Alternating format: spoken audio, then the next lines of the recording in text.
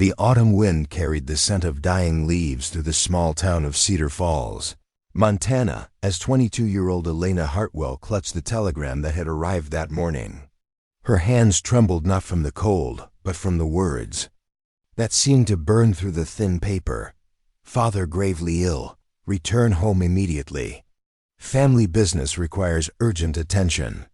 Before we jump back in, tell us where you're tuning in from, and if this story touches you, make sure you're subscribed, because tomorrow I've saved something extra special for you.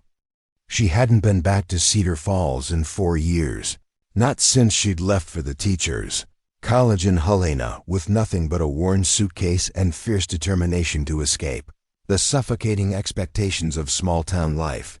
Now, standing on the platform of the Great Northern Railway station, Elena felt those same invisible chains reaching out to drag her back into a world she thought she'd left behind forever. The buggy ride to her family's modest farmhouse on the outskirts of town felt longer than the entire train journey from Helena. Every familiar landmark, the old miller's pond, the weathered barn where she'd hidden as a child, the crooked fence post that marked their property line, served as a reminder of dreams she'd been forced to abandon and sacrifices she'd been too young to understand. Her mother, Margaret Hartwell, met her at the door with eyes red from crying and worry lines that seemed to have deepened overnight. "Elena, thank God you're here," she whispered, pulling her daughter into an embrace that felt desperate rather than welcoming. "Your father... he's been asking for you." The house felt smaller than Elena remembered, filled with the heavy silence that accompanies serious illness. Her younger brother Thomas, now 17 and trying to fill boots too big for his feet, nodded grimly from the kitchen table where he sat surrounded by papers and ledgers. The family's financial records were spread before him like a puzzle he couldn't solve. "How bad is it?" Elena asked, though she already knew the answer from the hollow look in her mother's eyes. "The doctor says maybe 2 months, if we're lucky," Margaret replied, her voice barely above a whisper. "The consumption has spread to both lungs. There's nothing more they can do." Elena found her father, Robert Hartwell, propped up in bed, his once strong frame now gaunt and fragile. The man who had taught her to ride horses and shoot straight, who had worked their small farm from dawn to dusk without complaint, was now struggling to draw each breath. But his eyes, those same steel gray eyes Elena had inherited, still held their familiar determination. "There's my girl," he managed, reaching out a trembling hand. "Sit with me, Elena. We need to talk." Over the next 3 days, the true scope of their family's desperation became clear. The failed harvest 2 summers ago, followed by her father's mounting medical expenses, had pushed them to the brink of financial ruin. The bank in town, run by the stern and unforgiving Harold Morrison, was threatening foreclosure on their property. Without the farm, her mother and Thomas would have nothing, no income, no home, and no prospects in a town that offered little opportunity for a widow and her teenage son. "There's a way out," her father said on the 3rd evening, his voice strained, but resolute. "But it's not something I'd ask of you if we had any other choice." Elena's blood ran cold as he explained. Silas Bradshaw, the wealthiest rancher in 3 counties, had made an offer.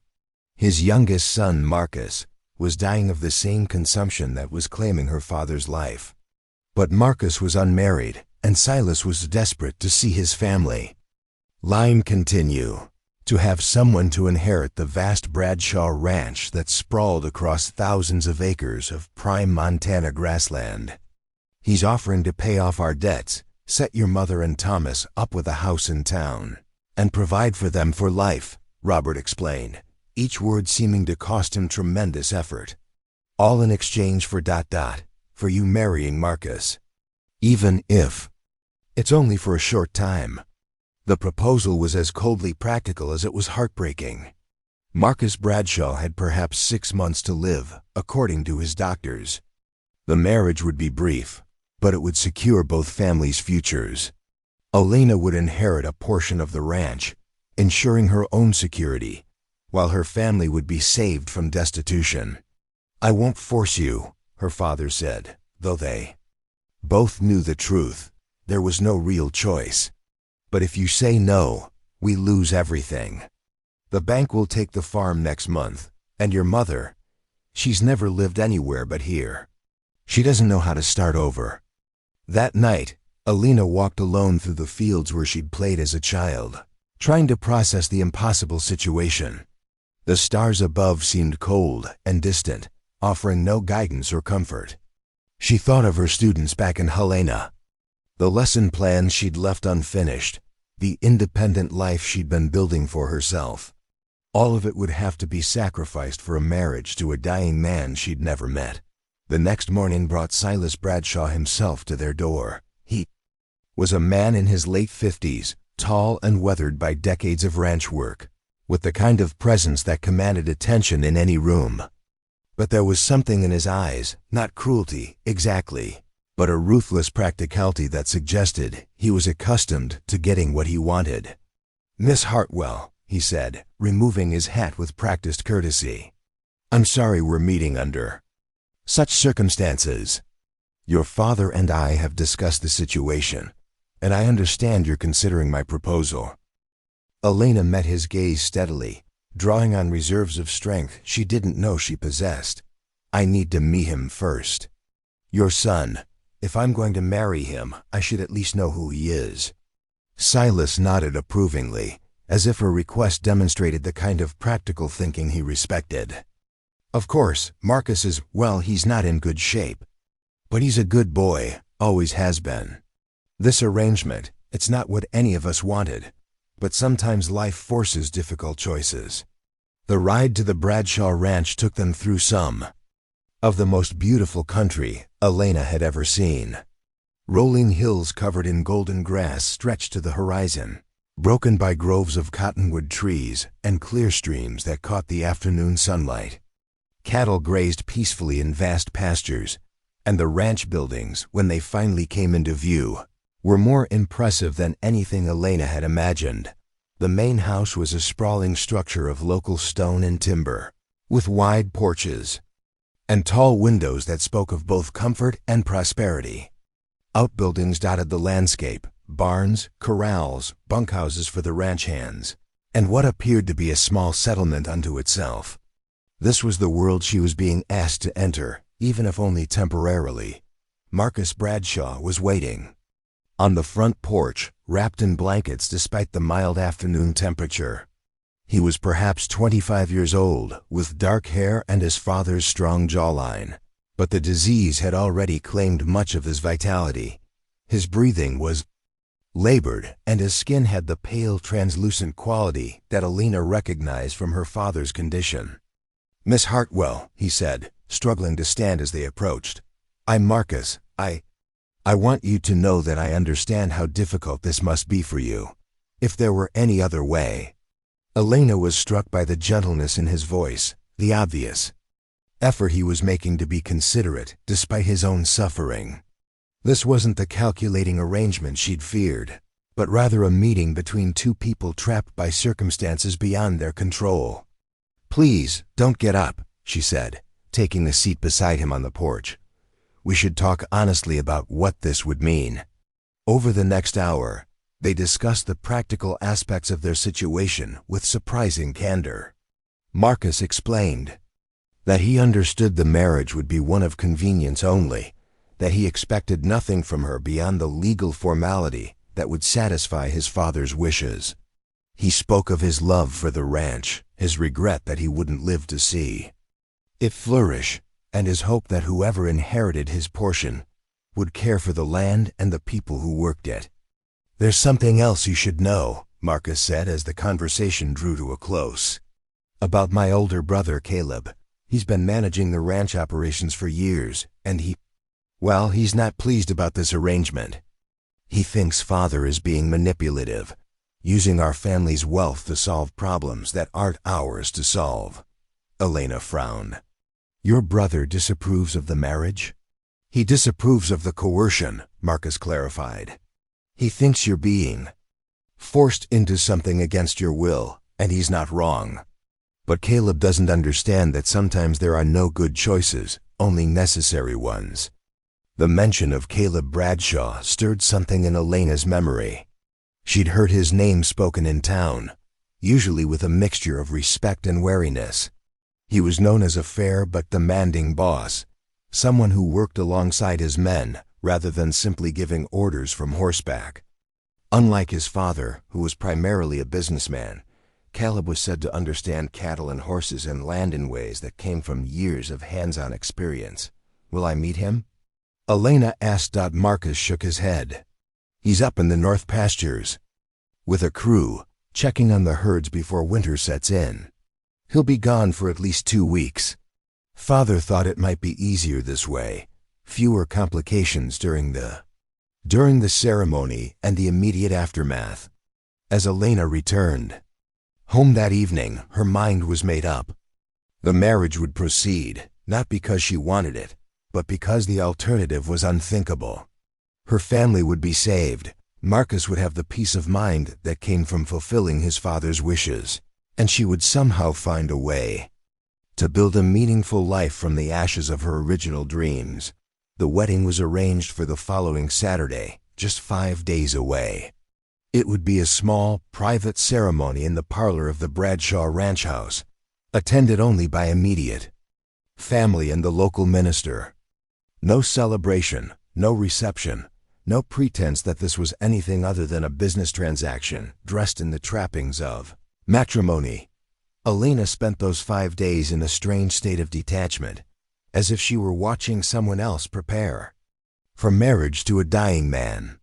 Her mother helped her alter a simple blue dress that had belonged to her grandmother, and Thomas awkwardly offered his support while clearly struggling with his own feelings about the situation. "You don't have to do this," he said on Thursday evening as they sat together on the front porch. "We could find another way. Maybe I could quit school, get a job in town."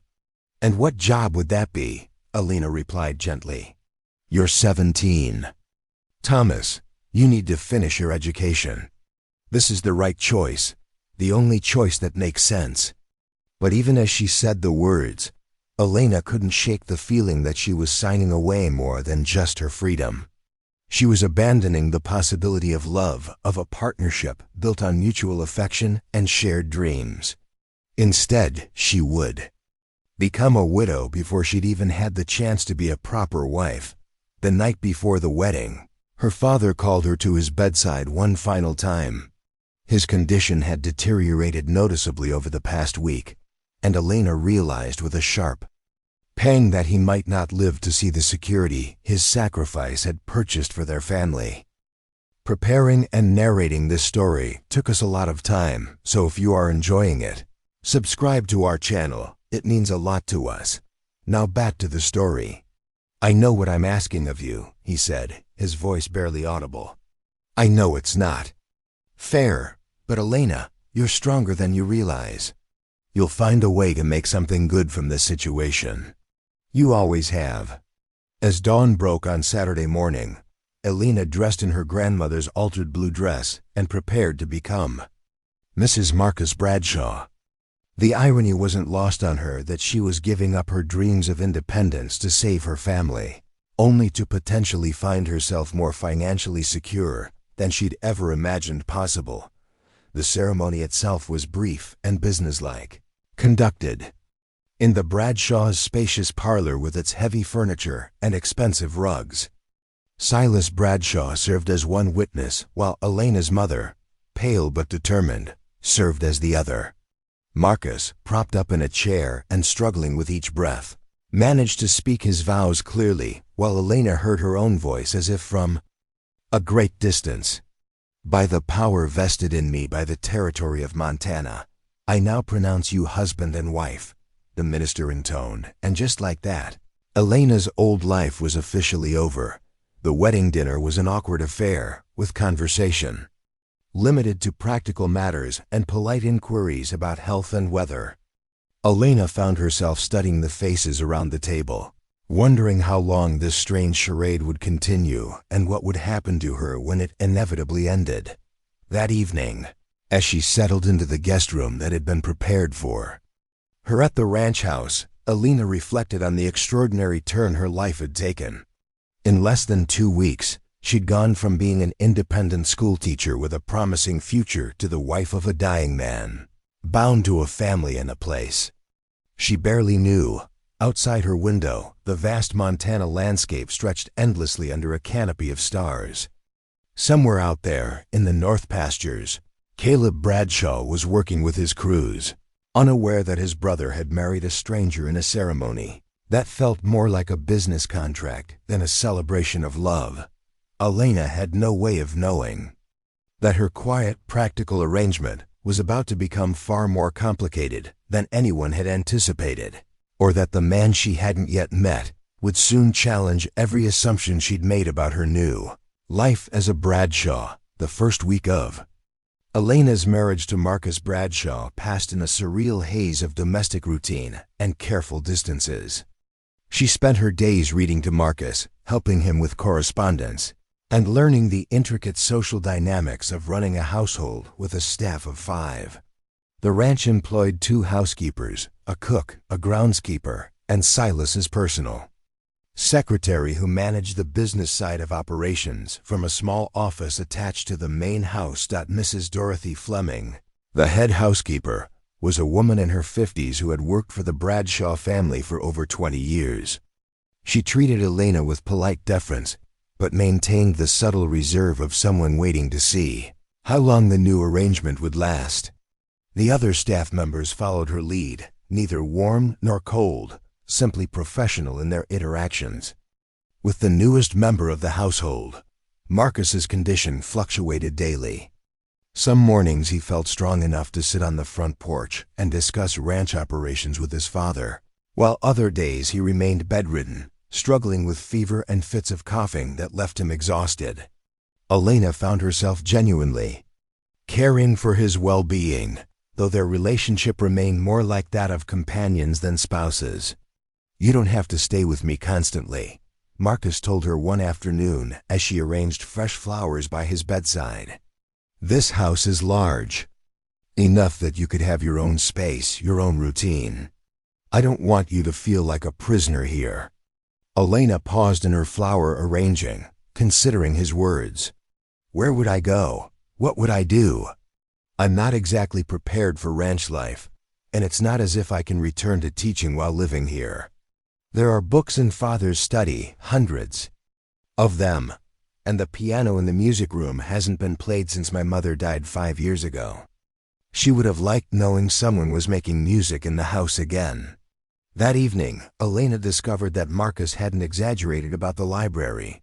Silas Bradshaw's study contained an impressive collection of books on everything from cattle, breeding and land management to poetry and philosophy. She found herself drawn to a section on Western American history, curious about the forces that had shaped this landscape and the people who had claimed it.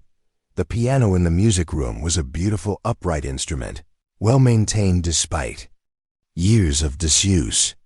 Elena's fingers found the keys tentatively at first, playing simple melodies from her childhood. The music seemed to fill an emptiness in the house that she hadn't realized existed, bringing warmth to rooms that had felt formal and unwelcoming. On Thursday morning of her second week at the ranch, Elena woke to the sound of horses and shouting, voices in the yard below her window. Looking out, she saw a group of riders approaching the house, their horses lathered with sweat and their faces grim with urgency. At the head of the group rode a man she instinctively knew must be Caleb Bradshaw. He was taller than his father, with broader shoulders and the kind of lean, muscular build that came from years of physical work. His dark hair was longer than fashionable, and even from a distance, Elena could see the intensity in his movements as he dismounted and strode toward the house. This was a man accustomed to action, to solving problems through direct intervention. Rather than careful planning, Elena quickly dressed and made her way downstairs, where she could hear heated voices coming from Silas's study. The door was closed, but the sound of argument was unmistakable. Mrs. Fleming appeared in the hallway, her expression troubled. "Best to stay clear of the study this morning, Mrs. Bradshaw," she advised quietly. Mr. Caleb has some strong opinions about recent events, and he's not one to keep them to himself. But Elena found herself drawn toward the conflict rather than away from it. She positioned herself in the adjacent sitting room, where she could hear the conversation without being seen. "You had no right to do this while I was away." Caleb's voice was deep and controlled, but Elena could hear the anger beneath the surface. "That girl is barely more than a child, and you've trapped her in a marriage to a dying man for the sake of your damn legacy. That girl is 22 years old and capable of making her own decisions," Silas replied coolly. "Her family needed help, and we needed a solution to ensure the ranch stays in Bradshaw hands. It's a practical arrangement that benefits everyone involved." "Practical for who? You, Marcus? What about what she wants? What about the life she's giving up?" Elena heard movement in the study, probably one of them pacing as the argument continued. "Her family would have lost everything," Silas said. "Now they're secure, and she'll inherit a substantial portion of this ranch. She's better off than she would have been teaching school for $30 a month. You don't know that. You don't know what dreams she might have had, what kind of life she wanted to build for herself. You've bought her like livestock at auction." The comparison stung, partly because Elena recognized the truth in it. She had been bought, in a sense, though the transaction had been dressed up in the language of mutual benefit and family obligation. "Where is she now?" Caleb asked, his tone shifting slightly. "I want to speak with her, to understand what she thinks about all this. She's upstairs with Marcus, where a wife belongs. And you'll treat her with respect, Caleb, regardless of your personal feelings about the situation. She's part of this family now." Elena heard footsteps approaching the study door and quickly retreated to the staircase, hoping to avoid an immediate confrontation. But as she reached the landing, she encountered Marcus emerging from his room, wrapped in a thick robe and moving slowly but with obvious determination.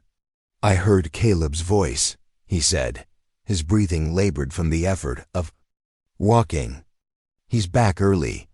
The winter weather must have driven the herds down sooner than expected.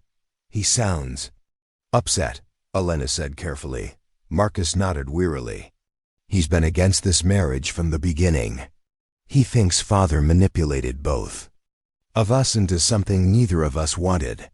He's not entirely wrong. What will happen now?" "Now we face the consequences of our choices," Marcus replied, steadying himself against the banister. "Caleb runs the day-to-day operations of this ranch. He's the one who knows every acre of land, every head of cattle, every man who works for U.S. Father may own the Bradshaw Ranch, but Caleb is the heart of it." The sound of the study door opening cut short their conversation. Heavy footsteps echoed in the hallway below, and Elena found herself holding her breath as they grew closer. When Caleb Bradshaw appeared at the bottom of the staircase, she got her first close look at the man who had such strong opinions about her marriage. He was younger than she'd expected, probably in his early 30s, with weathered hands and lines around his eyes that spoke of years spent outdoors in all kinds of weather. His clothes were practical ranch wear, sturdy boots, worn denim pants, and a flannel shirt that had seen better days. But it was his eyes that caught Elena's attention. Dark brown and intelligent, studying her with an intensity that made her feel exposed. "You must be Elena," he said, his voice neutral but not unfriendly. "I'm Caleb Bradshaw.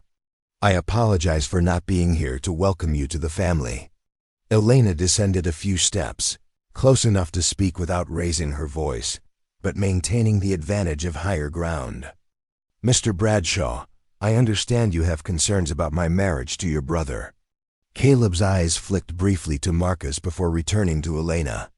"I have concerns about any situation where people are forced into decisions by circumstances beyond their control. But what's done is done, and we all have to live with the consequences." "I wasn't forced," Elena said, though even as she spoke the words, she wondered if they were true. "I made a choice based on my family's needs and my own circumstances. Did you? Caleb challenged gently. Or did you make the only choice that seemed available at the time? The question hung in the air between them, loaded with implications that Elena wasn't ready to examine too closely. Before she could respond, Marcus spoke from the landing above. Caleb, that's enough. Elena is my wife now, and she deserves better than to be interrogated about decisions that have already been made. Caleb's expression softened as he looked up at his brother, and Elena saw genuine affection and concern in his face. You're right, Marcus. I'm sorry, Elena. I don't mean to make you uncomfortable in what's supposed to be your home now. But even as he apologized, Elena could see that Caleb's fundamental objections hadn't changed.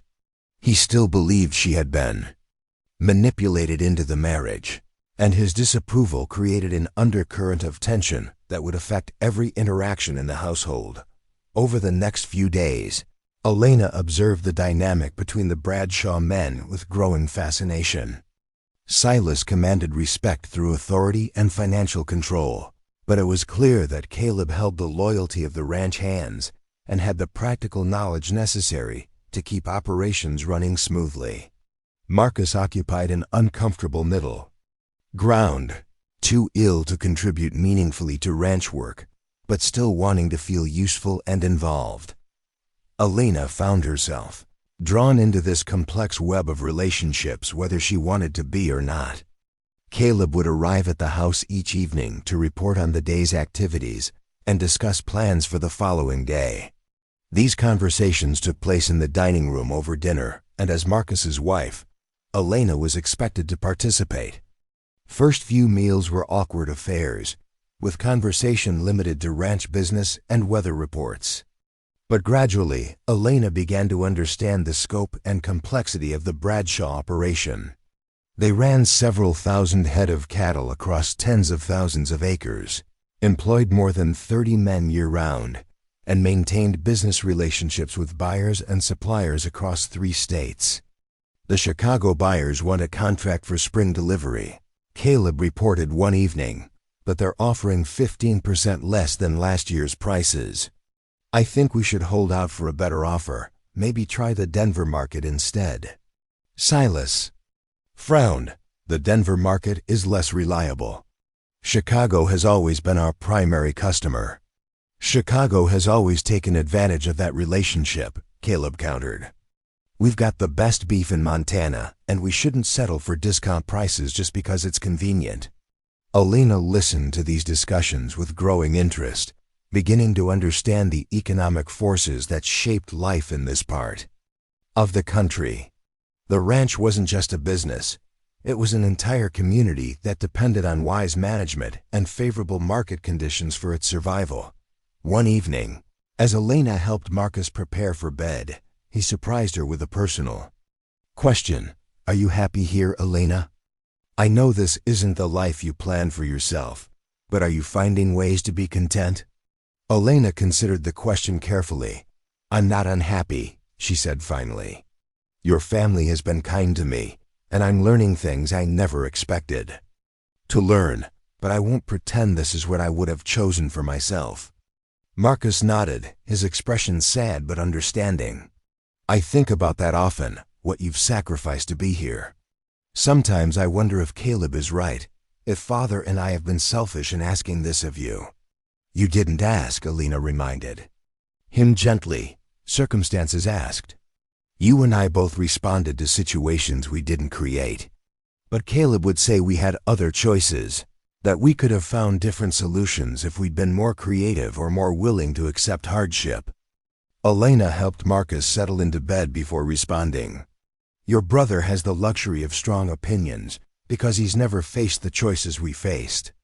It's easy to criticize decisions when you're not the one who has to live with the consequences of inaction. But even as she defended their decision, Elena found herself wondering what alternatives might have existed if they'd looked harder or been willing to take greater risks. The question troubled her as she returned to her own room because it suggested that Caleb might be right about more than just the ethics of their arrangement. The following morning brought news that would change everything. Dr. Harrison, The physician who had been treating both Marcus and Elena's father arrived at the ranch with information that no one had expected. Elena was in the music room, practicing a piece she remembered from her childhood when Mrs. Fleming appeared in the doorway with an expression of barely contained excitement. "Mrs. Bradshaw, Dr. Harrison is here to see you and Mr. Marcus. He says it's urgent. Good news, but urgent." Elena found Marcus in his room, already dressed and sitting in the chair by his window. His color seemed better than usual, and she realized that his breathing appeared less labored than it had been in recent days. Dr. Harrison was a small, energetic man in his 60s who had been practicing medicine in Montana Territory since before Elena was born. He carried himself with the confident air of someone who had seen every kind of medical crisis and lived to tell about it. "Mrs. Bradshaw, Marcus," he said, his eyes bright with excitement. "I have some remarkable news. There's been a significant development in Marcus's condition, and I believe the same may be true for your father, Mrs. Bradshaw." Elena felt her heart skip a beat. What kind of development? "Marcus, when did you last experience a severe coughing fit? When did you last cough up blood?" Marcus thought for a moment. It's been nearly a week, actually. I assumed it was just a temporary improvement." Dr. Harrison smiled broadly. "It may be much more than temporary. I've been corresponding with colleagues in Denver and San Francisco about some new treatments and findings related to consumption. In some cases, rare cases, mind you, patients who are believed to be in the final stages of the disease experience what we call spontaneous remission." Elena stared at the doctor, afraid to hope. "What does that mean exactly?" "It means the disease process appears to halt or even reverse itself. The damaged lung tissue begins to heal, breathing improves, and patients regain strength and weight. We don't fully understand why it happens, but it does happen." Marcus leaned forward in his chair, his eyes intense. "Are you saying I might not be dying?" "I'm saying your symptoms have improved dramatically over the past 2 weeks, and if this trend continues, you can have years of healthy life ahead of you, decades even." The implications of this news hit Elena like a physical blow. If Marcus wasn't dying, then their entire arrangement was based on a false premise. The marriage that was supposed to last only months might continue indefinitely. Her sacrifice, which she'd thought would be temporary, could become permanent. Dr. Harrison continued talking, discussing treatment options and lifestyle changes that might support Marcus's recovery. But Elena heard only fragments of his words. Her mind was racing, trying to process what this unexpected development would mean for her future, for her family's security, and for the complicated web of relationships she'd become part of at the Bradshaw Ranch. As the doctor prepared to leave, he turned to Elena with a kind but serious expression. "Mrs. Bradshaw, I know this news changes things for you in ways that go beyond Marcus's health. If you need time to adjust to these new circumstances, I understand completely. This situation is unprecedented in my experience." After Dr. Harrison left, Elena and Marcus sat in silence for several long minutes, each lost in their own thoughts about what the doctor's news meant for their unusual marriage and uncertain future. "I should be happy," Marcus said finally. "I am happy, of course I am. But Elena, I know what this means for you. You married a dying man, and now I'm married to a living one," Elena finished quietly, her voice revealing none of the turmoil she felt inside.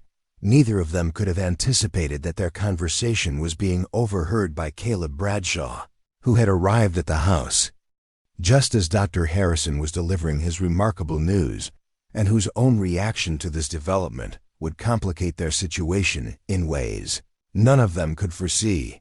Caleb Bradshaw stood frozen in the hallway outside Marcus's room, Dr. Harrison's words echoing in his mind like thunder across the Montana plains. Spontaneous remission. Years of healthy life ahead. The marriage that was supposed to end Marcus's suffering might instead trap Elena Hartwell in a union she'd never wanted with a man who was no longer dying. He'd come to the house that morning to discuss the winter feed situation with his father. But the doctor's unexpected visit had changed everything. Now, instead of planning for hay distribution, Caleb found himself grappling with the moral implications of a situation that had just become infinitely more complicated.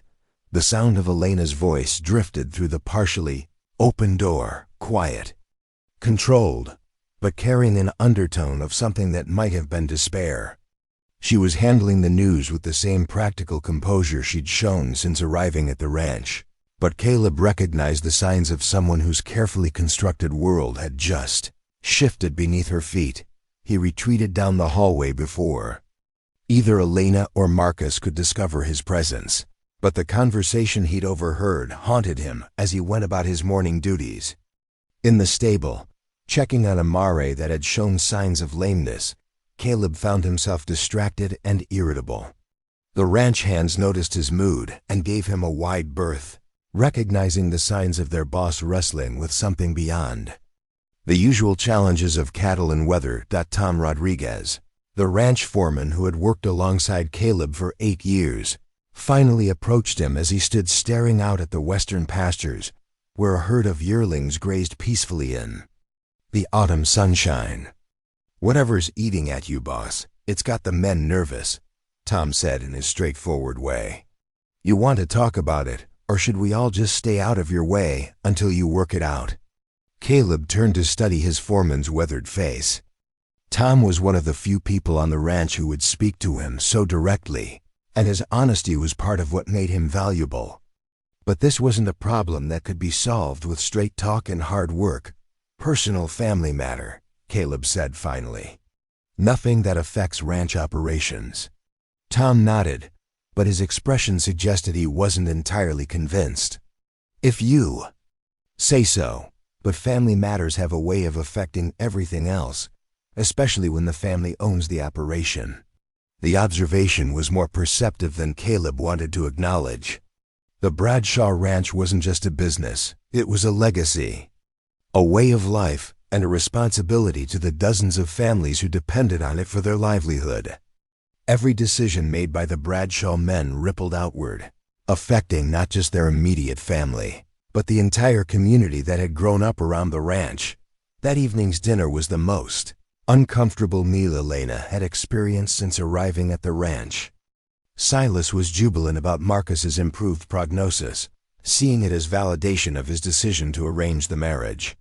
Marcus himself seemed caught between genuine relief at his recovery and guilt about what it meant for Elena, and Caleb sat in stony silence, contributing nothing to the conversation while his dark eyes moved between Elena and his father with undisguised disapproval. "This changes our long-term planning significantly," Silas was saying, his voice animated with possibilities. "Marcus can take a more active role in ranch management as his strength returns. We can begin planning for the next generation, for children who will inherit this land and continue the Bradshaw name."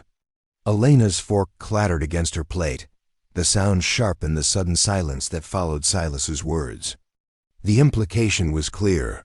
What had been a marriage of convenience was now expected to become a real union, complete with the intimacy and children that Silas envisioned as the future of his dynasty. "Father," Marcus said quietly, his voice carrying a warning, "Elena and I haven't discussed ... We haven't had time to talk about what this news means for our arrangement." "Arrangement?" Silas's eyebrows rose. "Marcus, Elena is your wife. The circumstances of your marriage may have been unusual, but the commitment is real. Surely now that you have a future ahead of you, you can build something meaningful together." Caleb's chair scraped against the floor as he stood abruptly. "Excuse me," he said curtly, tossing his napkin onto his barely touched plate. "I need to check on the horses." The tension in his voice was unmistakable, and Elena found herself rising as well. "I should go practice piano," she said, though her excuse sounded weak even to her own ears. "Please don't let me interrupt your discussion." She escaped to the music room, where she sat at the piano bench without touching the keys, her hands shaking too badly to produce any recognizable melody. Through the window, she could see Caleb striding toward the stables, his movements sharp with barely controlled anger. Elena had been at the ranch long enough to understand that Caleb's opinion carried weight with the other men who worked there.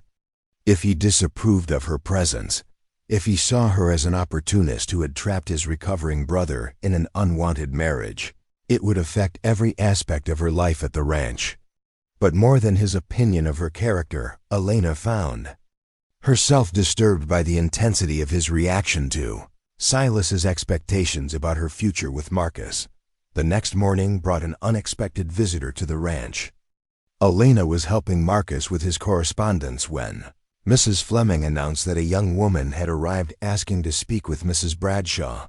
The visitor turned out to be Sarah Mitchell, Elena's closest friend from her teaching days in Helena. Sarah was a petite blonde with bright blue eyes and an irrepressible optimism that had sustained Elena through many difficult moments during their time at Teachers College.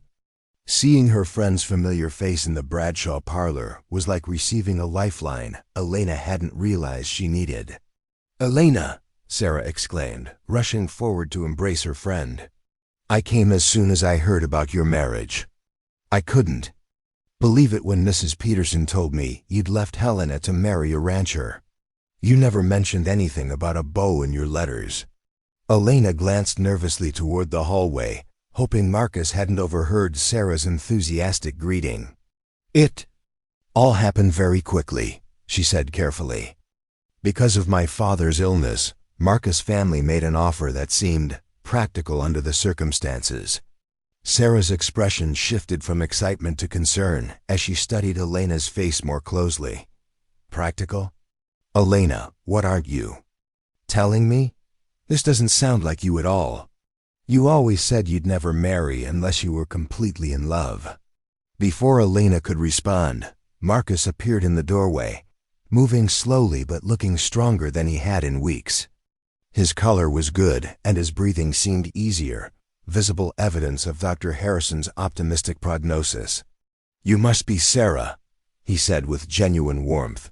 "Elena has mentioned you often. I'm Marcus Bradshaw."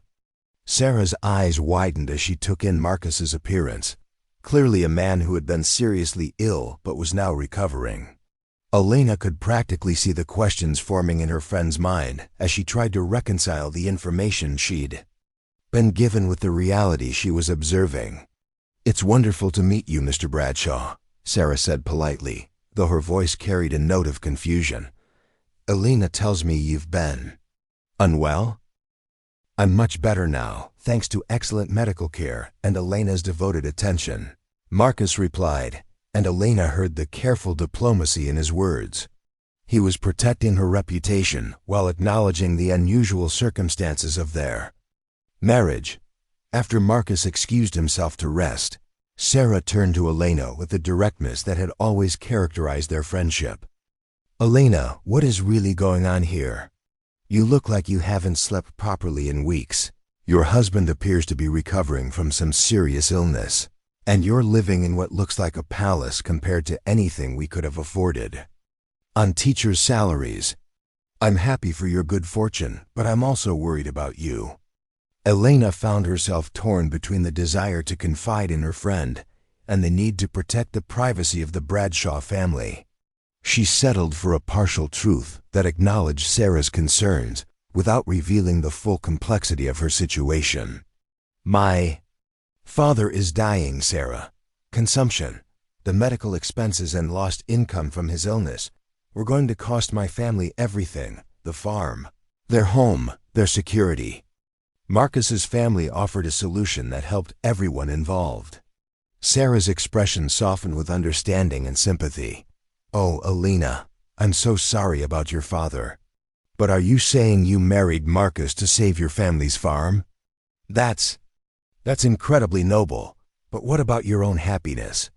"My happiness seems less important than my family's survival," Elena replied, though even as she spoke the words, she wondered if that was entirely true.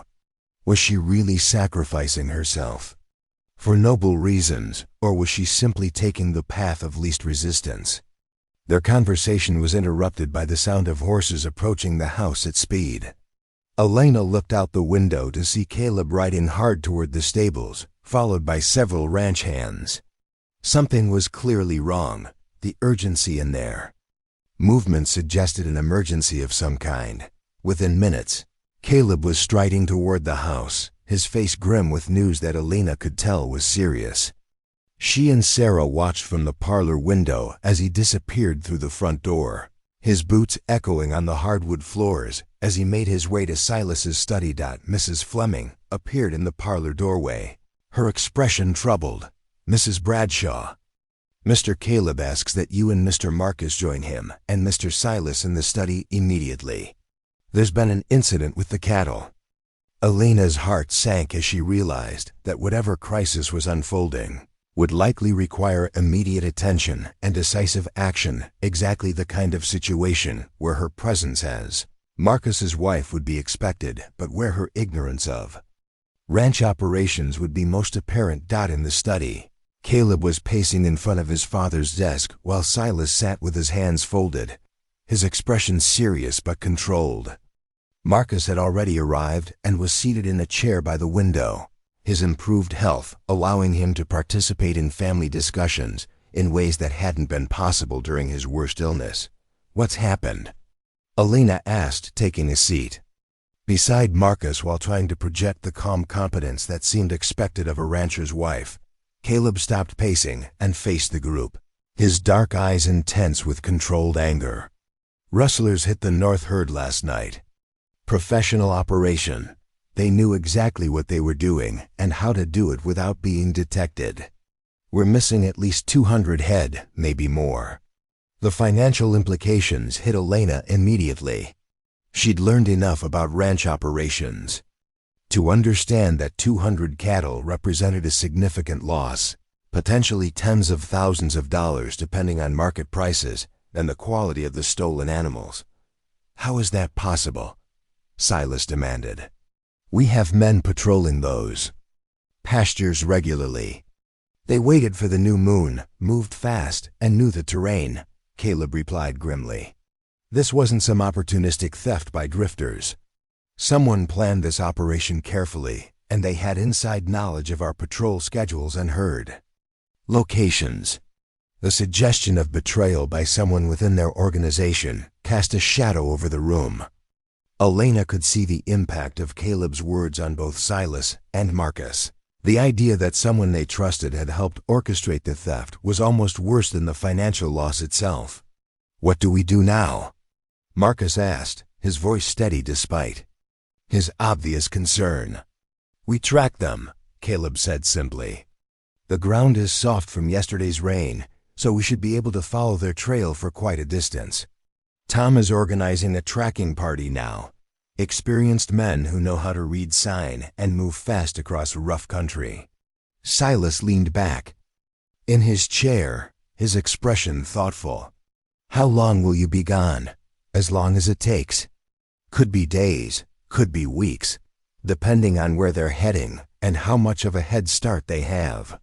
But we can't let this stand, Father. If word gets out that the Bradshaw Ranch is an easy target, we'll have every thief and rustler in 3 territories thinking they can help themselves to our cattle."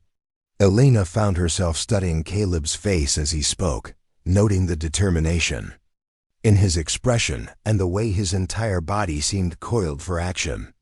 This was a man in his element, facing the kind of direct challenge that called for the skills and experience he'd developed over years of ranch management. "I want to go with you," Marcus said suddenly, surprising everyone in the room. Caleb's expression softened slightly as he looked at his brother. "Marcus, you're not strong enough for that kind of riding. This could involve days in the saddle, sleeping on the ground, possibly dangerous confrontations with armed men." "I'm stronger than I've been in months," Marcus insisted. "And this is my ranch too. I should be part of protecting it." Elena watched the exchange between the brothers with growing awareness of the complicated dynamics at play. Marcus's offer to join the tracking party was about more than just recovering stolen cattle. It was an attempt to reclaim his role as an active member of the family business, to prove that his recovery meant he could contribute meaningfully to ranch operations. But it was also potentially dangerous, and Elena realized with surprise that the thought of Marcus riding off into unknown territory with armed rustlers ahead of them genuinely frightened her. Somewhere during the weeks of their strange marriage, she developed real affection for her gentle, considerate husband, even if their relationship remained more companionate than romantic. "Absolutely not," she heard herself saying, her voice carrying an authority that surprised even her.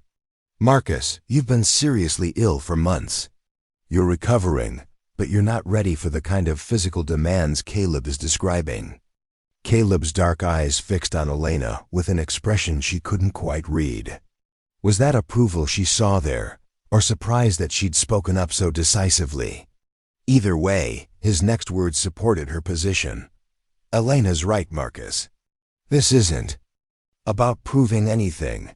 It's about getting our cattle back and sending a message to anyone else who might be considering similar theft. I need men who can ride hard and fight if necessary. You're not ready for that yet." The decision clearly frustrated Marcus, but he accepted it with the grace that seemed characteristic of his personality. "Then be careful, Caleb, and bring our cattle home." As Caleb prepared to leave with his tracking party, Elena found herself drawn to the front porch to watch the preparations. The men moved with efficient purpose, checking weapons, securing supplies, and preparing their horses for what could be an extended journey across difficult terrain. Caleb swung into his saddle with the easy grace of someone who'd been riding since childhood, and for a moment, his eyes met Elena's across the yard. In that brief exchange, she saw something that might have been respect, and she realized that her intervention in the discussion about Marcus joining the tracking party had shifted something in Caleb's perception of her. As the tracking party rode out into the gathering dusk, Elena stood on the porch watching until they disappeared into the vast Montana landscape, carrying with them not just the hope of recovering stolen property, but the complex tensions and unresolved questions that seemed to follow the Bradshaw family wherever they went. 3 days passed without word from Caleb's tracking party, and the atmosphere at the Bradshaw ranch grew increasingly tense. Elena found herself caught between Marcus's growing restlessness and Silas's mounting concerns about both the missing cattle and his absent son. The normal rhythms of ranch life continued, but everyone moved with the subdued energy of people waiting for news that could be either triumph or tragedy. Sarah Mitchell had extended her visit, ostensibly to spend more time with Elena, but actually because she'd become fascinated by the dynamics of ranch life. Elena suspected her friend was also staying because she sensed that Elena needed support, though Sarah was too tactful to say so directly. "I've never seen anything like this," Sarah confided to Elena as they walked through the ranch's extensive gardens on the 4th morning. "The way everyone here depends on each other, the way decisions made by your husband's family affect dozens of other families. It's like a small kingdom." Elena nodded, understanding what Sarah meant. "It's overwhelming sometimes. In Helena, my decisions only affected me. Here, everything I do or don't do seems to have consequences for other people." "Is that why you look so troubled? You're worried about living up to expectations?" The question struck closer to home than Elena wanted to admit. She was troubled, but not just about expectations. The truth was that Marcus's recovery had forced her to confront feelings she'd been trying to ignore since arriving at the ranch. What had begun as a practical arrangement was becoming something more complicated, something that involved genuine emotions and conflicting loyalties. "Sarah, can I ask you something honestly? If you were in my situation, if you'd married someone for practical reasons and then found yourself genuinely caring about their well-being, what would you do?"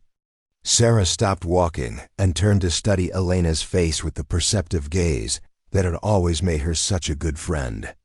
"Are you saying you've developed feelings for Marcus?" I'm saying I care about what happens to him, to this family, to the people who work here. I didn't expect that when I agreed to the marriage. I thought I could remain detached, do my duty, and eventually move on with my life. But it's not that simple. And what about Marcus? How does he feel about you? Elena resumed walking, needing the movement to help organize her thoughts. Marcus is a good man. He's kind, intelligent, considerate. He treats me with respect and never makes demands. But I don't know if what he feels for me is love or gratitude or simply relief at having companionship during his illness. Have you talked to him about it? How can I? Our entire relationship is built on an arrangement that was supposed to be temporary. Now that he's recovering, we're both trying to figure out what we owe each other and what we want from each other. There. Conversation was interrupted by the sound of horses approaching at speed. Elena's heart leaped, hoping it was Caleb returning with news, but instead she saw Tom Rodriguez riding alone toward the house, his face grim with urgency. Elena and Sarah hurried toward the house, arriving just as Tom dismounted and strode toward the front door. Mrs. Fleming met him in the hallway, and Elena could hear the murmur of urgent conversation before Tom was ushered into Silas's study. Within minutes, both Elena and Marcus were summoned to join the discussion. Tom stood hat in hand before Silas's desk, his weathered face showing the strain of hard riding and difficult news. "What's happened?" Silas demanded without preamble. "We found the rustlers' camp, Mr. Bradshaw, about 30 miles north, in that rough country near Copper Creek, but it's not good news." Elena felt her stomach tighten with dread as Tom continued his report. "There's more of them than we expected, at least 15 men, maybe 20. And they're well armed and organized. Mr. Caleb sent me back to get reinforcements and to warn you that this might turn into something bigger than we initially thought." "How many men does Caleb have with him?" Marcus asked, his voice tight with concern for his brother. 8, counting himself. "Good men, but outnumbered if it comes to a fight. Mr. Caleb wants me to ride to town, get Sheriff Morrison and whatever deputies he can spare, then bring them back with additional men from our crew." Silas was already moving toward his gun cabinet, his movements sharp with decision. "How long will it take to organize the reinforcements? If I leave now, I can be back by tomorrow evening with help. But Mr. Bradshaw, ... Tom's voice carried a warning that made Elena's blood run cold. "These aren't just cattle thieves.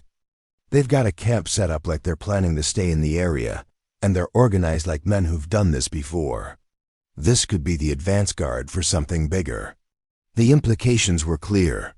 The Bradshaw Ranch, with its vast herds and relative isolation, could be seen as a target for organized criminal activity that went far beyond simple cattle rustling. If word spread that the ranch was vulnerable, it could attract other predators looking for easy prey. "I'm going with you," Marcus announced, rising from his chair with determination that brooked no argument. "Marcus, no," Elena said immediately. But he cut her off with a gesture. "Elena, this is my family's ranch, my brother out there, my responsibility. I can't sit here safe while Caleb faces unknown dangers, because he's trying to protect what belongs to all of us." Silas studied his younger son with a mixture of pride and concern. "Marcus, are you sure you're strong enough? This isn't going to be a gentle ride through familiar territory." "I'm strong enough," Marcus replied firmly. "And even if I weren't, this is something I have to do. Caleb has carried the burden of protecting this ranch for too long while I've been too sick to help. I won't let him face this alone." Elena found herself caught between admiration for Marcus's courage and genuine fear for his safety. Over the weeks of their marriage, she'd come to value his gentle strength and thoughtful nature. The idea of him riding into potential danger with men who had already proven themselves ruthless and organized filled her with dread. "Then I'm going too," she heard herself saying, the word surprising everyone in the room, including herself. "Absolutely not," Silas said immediately. Elena, that's impossible, Marcus added, his voice gentle but firm. Why? Elena challenged, drawing on reserves of determination she hadn't known she possessed. I can ride as well as most men, I can shoot accurately, and I have as much stake in the outcome of this situation as anyone else in this room. Tom Rodriguez looked uncomfortable with the direction the conversation was taking. Ma'am, with respect, this isn't going to be like anything you've experienced.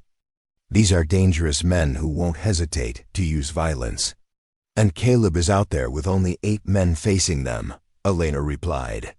Every additional person could make the difference between success and disaster. The truth was that Elena's desire to join the rescue party wasn't entirely about adding to their numbers. She'd realized during the conversation that she couldn't bear the thought of sitting safely at the ranch while both Bradshaw brothers rode into danger. Her feelings for Marcus had evolved beyond mere companionship, but her concern for Caleb was equally strong, though more complicated. Caleb represented something that challenged Elena in ways she hadn't expected. His disapproval of her marriage had stung because she recognized the validity of his concerns. His obvious competence and dedication to the ranch commanded her respect, and his intense, uncompromising nature awakened something in her that she wasn't ready to examine too closely. It's too dangerous, Marcus said, his voice carrying a note of finality.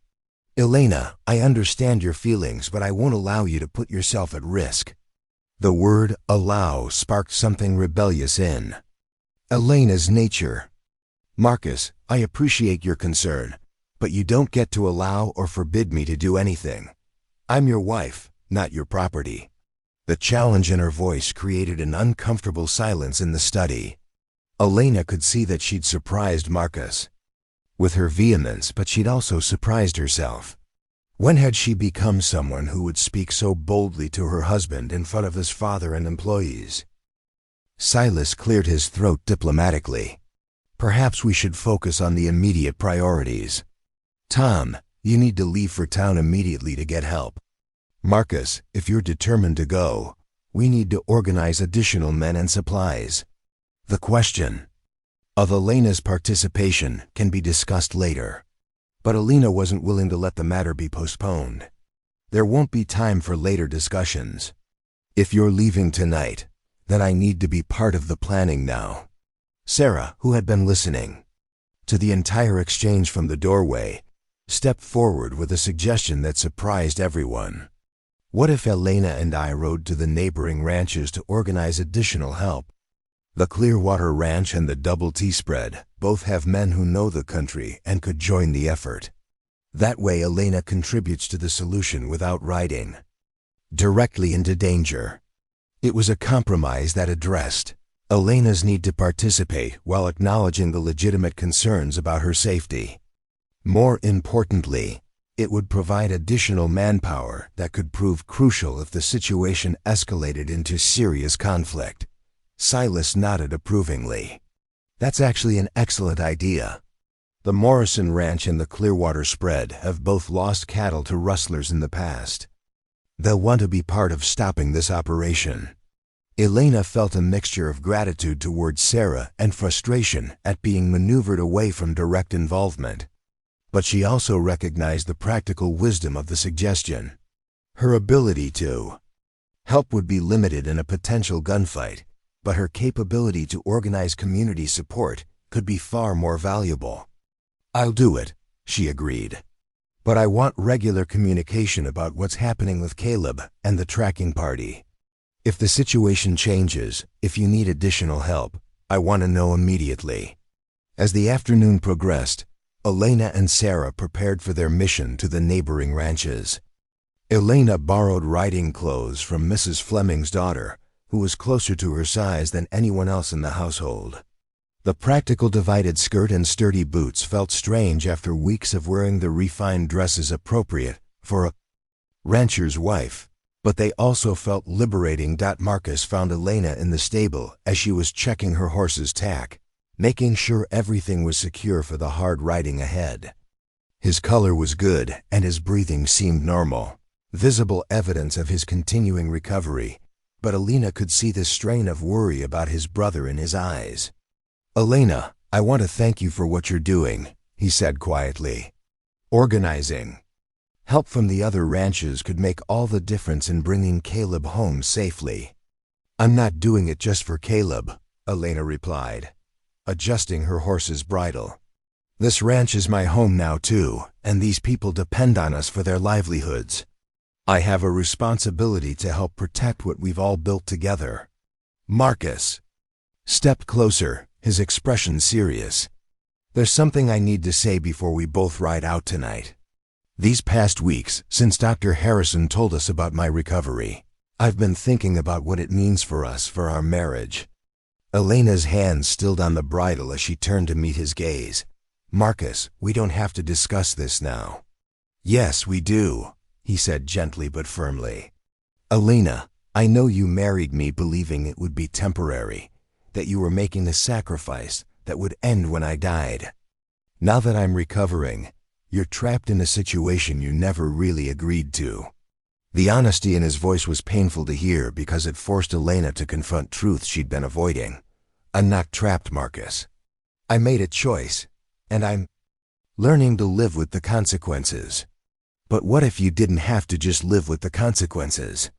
What if we could find a way to build something real together, something based on more than just practical necessity?" Elena studied Marcus's face, seeing genuine affection there, along with hope and uncertainty. He was offering her something she hadn't expected, the possibility of a marriage based on mutual choice rather than circumstance. "I don't know," she said honestly. "I care about you, Marcus. I respect you, and I enjoy your company. But I don't know if what I feel is enough to build the kind of marriage you're talking about." "It could be," Marcus said softly, "if we both wanted it to be." Before Elena could respond, Tom Rodriguez appeared in the stable doorway, his expression urgent. "Mrs. Bradshaw, Mr. Marcus, we need to leave now if we're going to reach the rendezvous point by dawn. The horses are ready." As Elena swung into her saddle, she caught a glimpse of her reflection in the stable window. The woman looking back at her bore little resemblance to the quiet schoolteacher who had arrived at the ranch just weeks ago. This woman looked capable, determined, and ready for whatever challenges lay ahead, but she also looked troubled by questions that had no easy answers. And as the rescue party rode out into the Montana darkness, Elena found herself wondering if she would return to the ranch as the same person who was leaving it, or if the events of the next few days would change her as fundamentally as everything else that had happened since she'd first heard the words, "They made me marry a dying man." The midnight ride to the Clearwater Ranch tested every skill Elena had developed during her childhood on her family's modest farm. The terrain was rough and unfamiliar, with hidden gullies and rocky outcroppings that could turn a misstep into disaster. Sarah proved to be a capable rider, staying close behind Elena as they navigated by moonlight across the Montana landscape. The Clearwater Ranch house appeared as a cluster of warm lights in the darkness, and Elena felt relief wash over her as they approached the main building. James Clearwater was a man in his 40s who had built his operation from nothing, earning respect throughout the territory for his fair dealing and hard work. If anyone would understand the threat posed by organized rustlers, it would be him. Elena's knock brought Clearwater to the door in his nightclothes, rifle in hand and eyes alert for trouble. His expression shifted from wariness to concern as he recognized Elena in her borrowed riding clothes. "Mrs. Bradshaw? What brings you out here at this hour? Is everything all right at your place?" Elena quickly explained the situation, the stolen cattle, Caleb's tracking party, and the discovery that they were facing a larger, more dangerous group than anyone had anticipated. Clearwater's expression grew grimmer with each detail. 15 to 20 men, you say? That's not cattle thieves, that's an organized gang. We've had reports from ranches down south about groups like this. They hit hard, take everything they can, then disappear before anyone can organize a response. Will you help us?" Alina asked directly. We need experienced men who know the country and can handle themselves in a fight. Clearwater was already moving toward his gun cabinet. Of course. I'll wake my foreman and get 6 men ready to ride. Within the hour.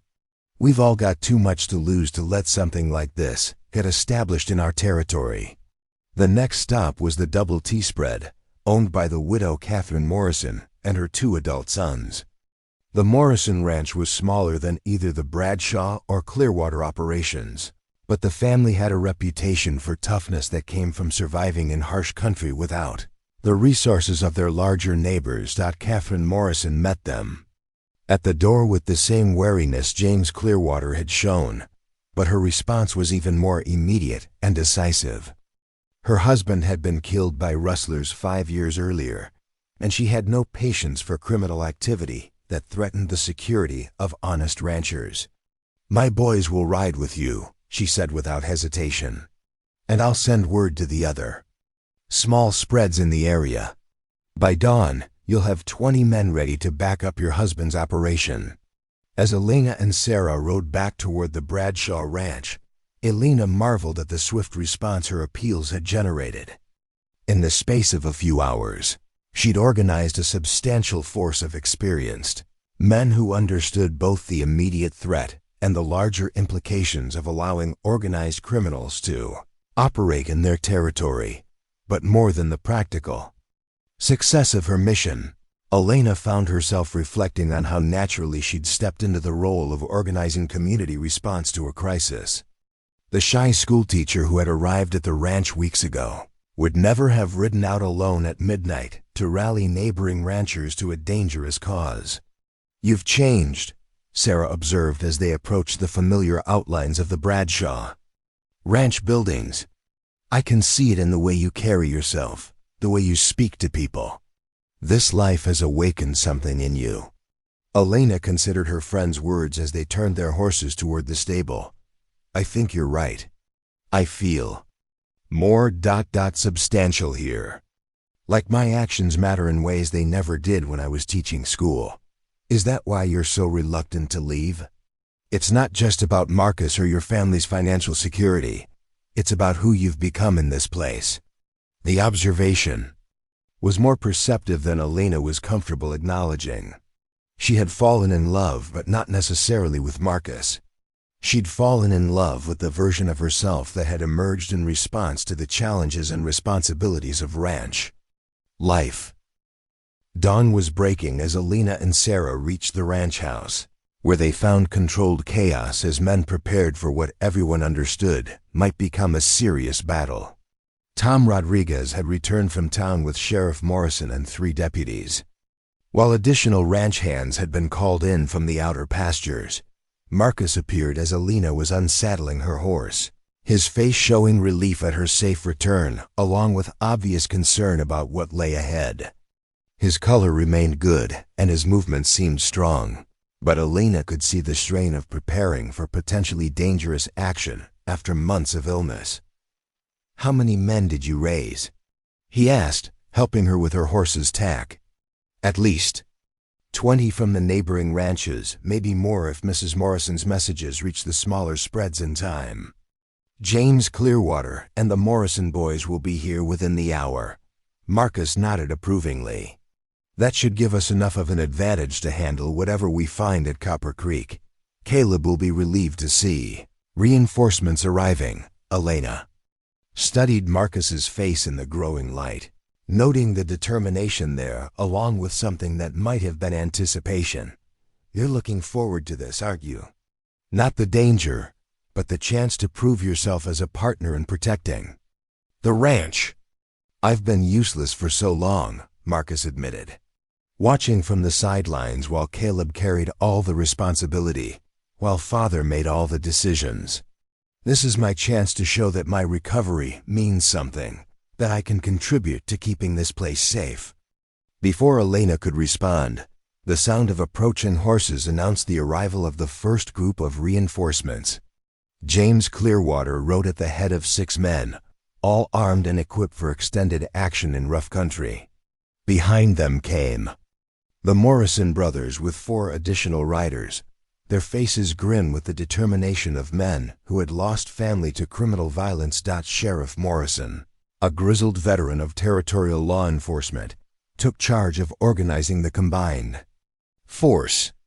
Elena watched from the front porch as he assigned responsibilities and outlined the plan for reaching Caleb's position without alerting the rustlers to their approach.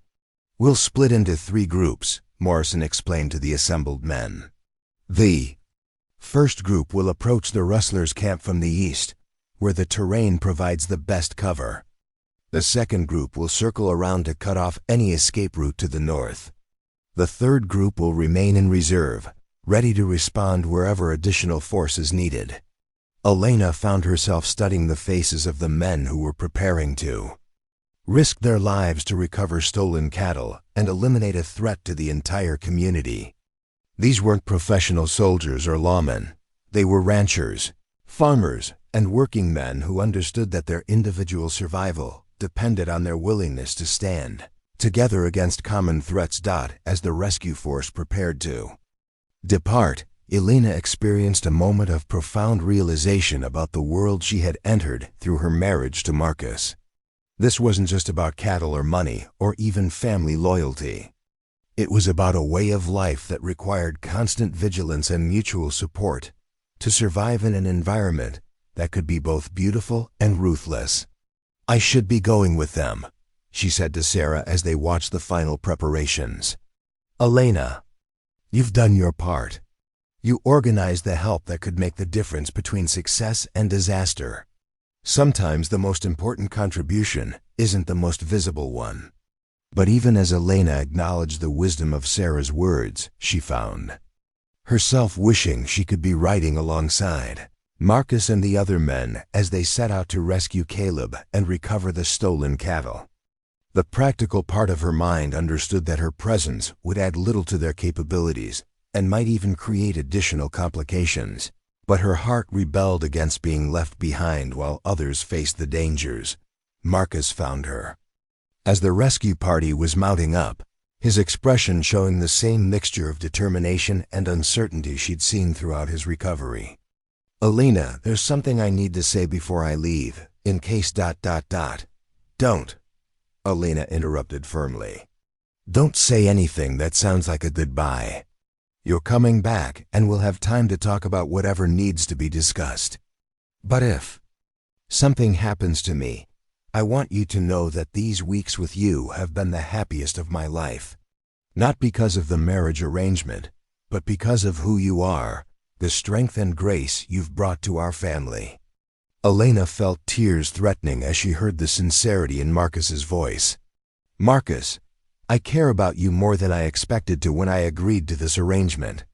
Promise me you'll be careful, that you won't take unnecessary risks to prove yourself." "I promise to do what needs to be done to bring Caleb home safely," Marcus replied, and Elena recognized that this was the only commitment he could honestly make. As the rescue party rode out into the early morning light, Elena stood on the front porch watching until they disappeared into the vast landscape. Beside her, Sarah slipped the supportive arm around her shoulders. "Now comes the hardest part," Sarah said quietly, "the waiting." But Elena had no intention of simply waiting. As soon as the rescue party was out of sight, she turned to Mrs. Fleming with a request that surprised the older woman. "I want to prepare the house for wounded men," Elena said decisively. "Clear out the guest rooms, set up a treatment area with clean sheets and medical supplies, and organize food for a large group. If this goes badly, we need to be ready to care for injured men." Mrs. Fleming nodded approvingly. "That's good thinking. Mrs. Bradshaw, I'll get the staff organized immediately." As Elena threw herself into organizing medical preparations, she found herself thinking about Caleb Bradshaw with an intensity that surprised her. She'd been worried about Marcus riding into danger, but her concern for Caleb felt different. More urgent, more personal. Caleb had been out there for days with only 8 men, facing unknown dangers while waiting for help that might not arrive in time. He'd put himself at risk to protect property that belonged to his family, but also to safeguard the livelihoods of everyone who depended on the ranch's success. Elena realized that somewhere during her weeks at the ranch, she'd developed a deep respect for Caleb's dedication and competence. His initial disapproval of her marriage had stung because she valued his opinion, even when she disagreed with it. His obvious love for the land and the people who worked it resonated with her own growing attachment to this place and way of life. By midday, Elena had transformed the main floor of the ranch house into a makeshift medical facility, with clean bandages, sterilized instruments, and sleeping areas prepared for anyone who might need care. The activity helped channel her nervous energy, but it also forced her to confront the reality that the men she cared about were riding toward a confrontation that could result in serious injury or death. Sarah worked alongside Elena, asking questions about ranch life and the people involved in the current crisis. "Tell me about Caleb," she said as they arranged medical supplies in the guest room. "You seem especially worried about him." Elena paused in her work, considering how to answer. "Caleb is complicated. He disapproved of my marriage to Marcus. Thought I was being manipulated into a situation I didn't really choose. But he was also the one who spoke up for my right to make my own decisions, even when he disagreed with them." "And you respect that?" "I respect his honesty, his willingness to stand up for his principles, even when it's uncomfortable. And I respect his devotion to this ranch and the people who work here. He's not just protecting property, he's protecting a way of life." Sarah studied Elena's face with the perceptive gaze that had always made her such a good friend. "Elena, are you in love? With your brother-in-law?" The question hit Elena like a physical blow, forcing her to confront feelings she'd been trying to avoid examining too closely. "I'm married to Marcus," she said carefully. "That's not what I asked." Elena sank into a chair by the window, looking out at the landscape where men were risking their lives to protect everything she'd come to value. "I don't know," she admitted finally. "I care about both of them, but in different ways. Marcus is gentle, kind, easy to be with. Caleb is intense, challenging, sometimes difficult. But when I think about something happening to him, you feel like your world would be fundamentally changed." Sarah finished quietly. Elena nodded, unable to deny the truth of her friend's observation. "What does that make me?" "A woman who married one brother for practical reasons and then developed feelings for the other?" "It makes you human," Sarah replied gently. "It makes you someone who's discovered that the heart doesn't always follow the plans we make for it." As afternoon stretched toward evening with no word from the rescue party, Elena found herself drawn repeatedly to the front porch, scanning the horizon for any sign of returning riders. The uncertainty was becoming unbearable, made worse by her growing awareness of just how much the outcome of this confrontation would affect not just her immediate future, but her understanding of herself and her place in the world she'd entered. Through her marriage to a dying man who was no longer dying, the first shots echoed across the Montana landscape just as the sun reached its zenith. Carried on the wind from the direction of Copper Creek, Elena was in the kitchen, checking medical supplies when the distant crack of gunfire made her freeze.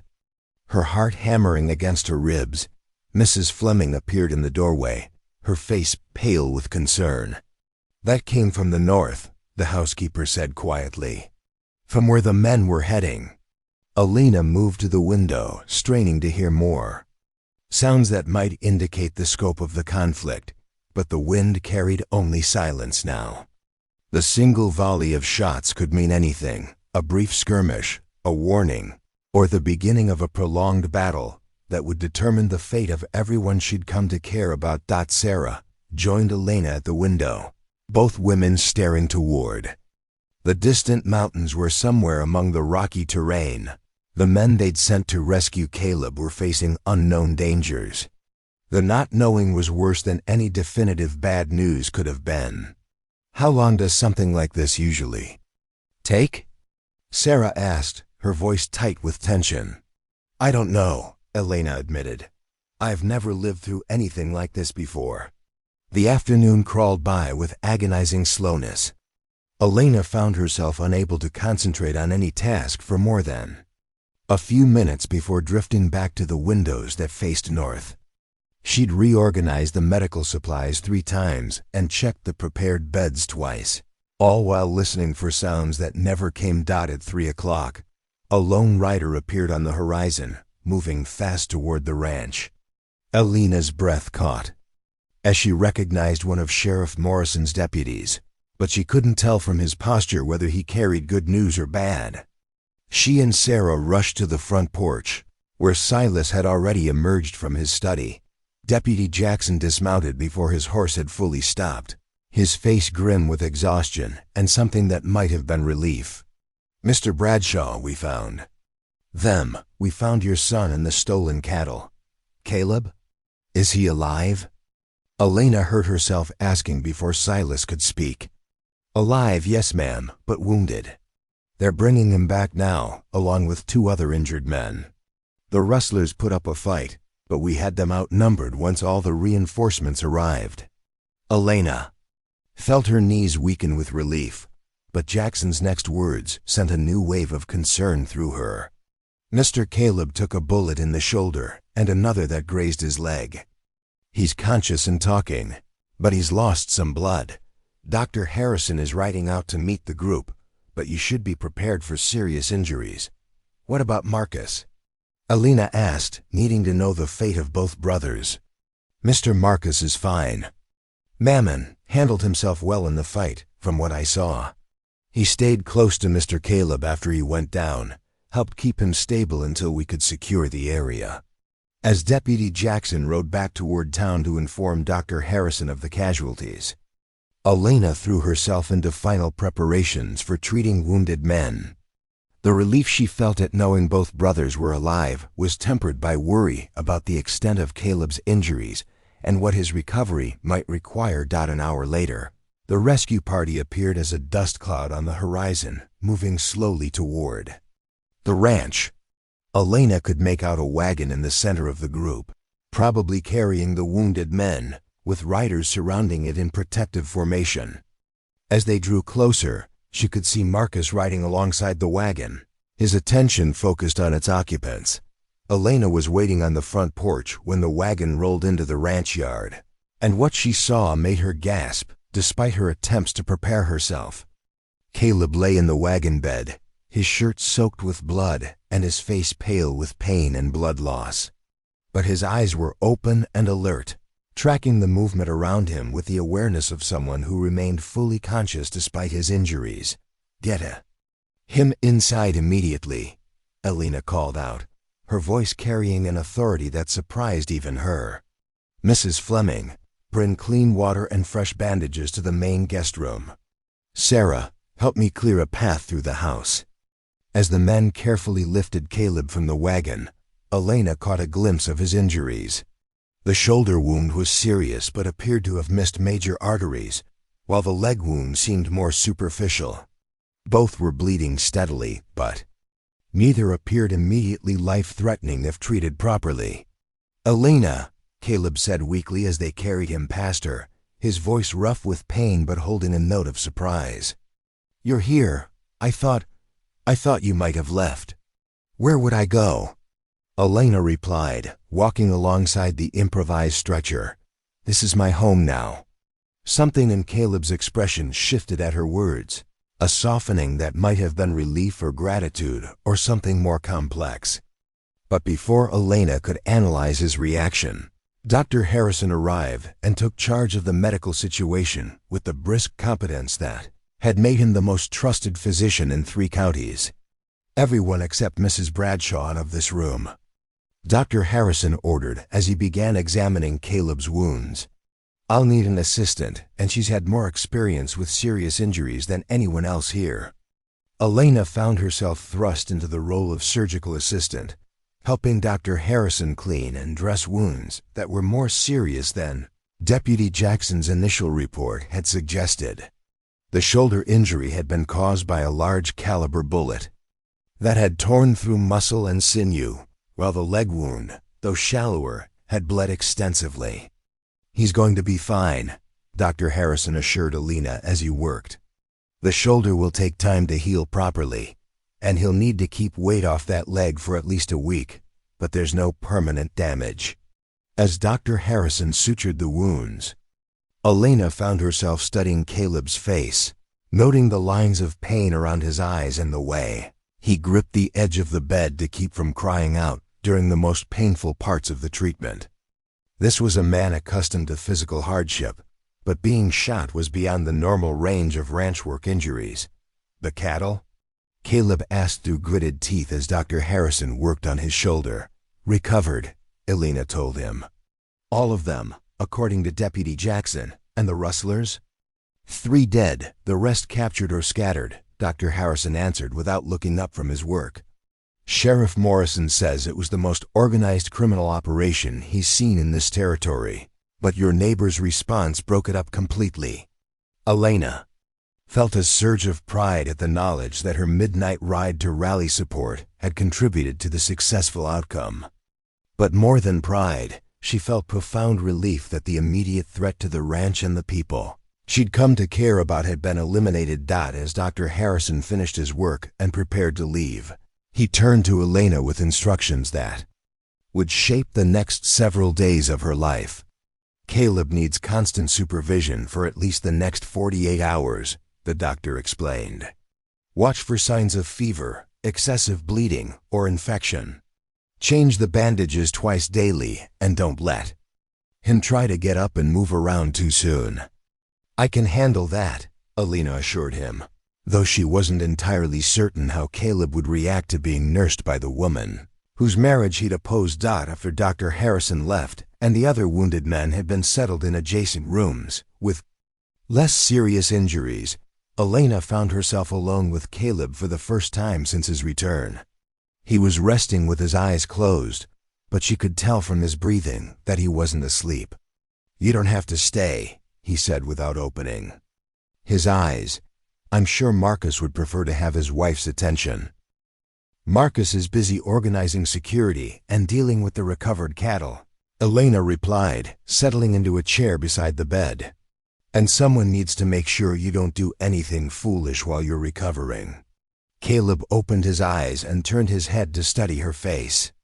"You organized the reinforcements, didn't you?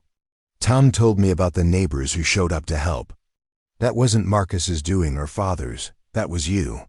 Alina felt heat rise in her cheeks at the approval she heard in his voice. "I did what needed to be done. This ranch protected my family when we needed help.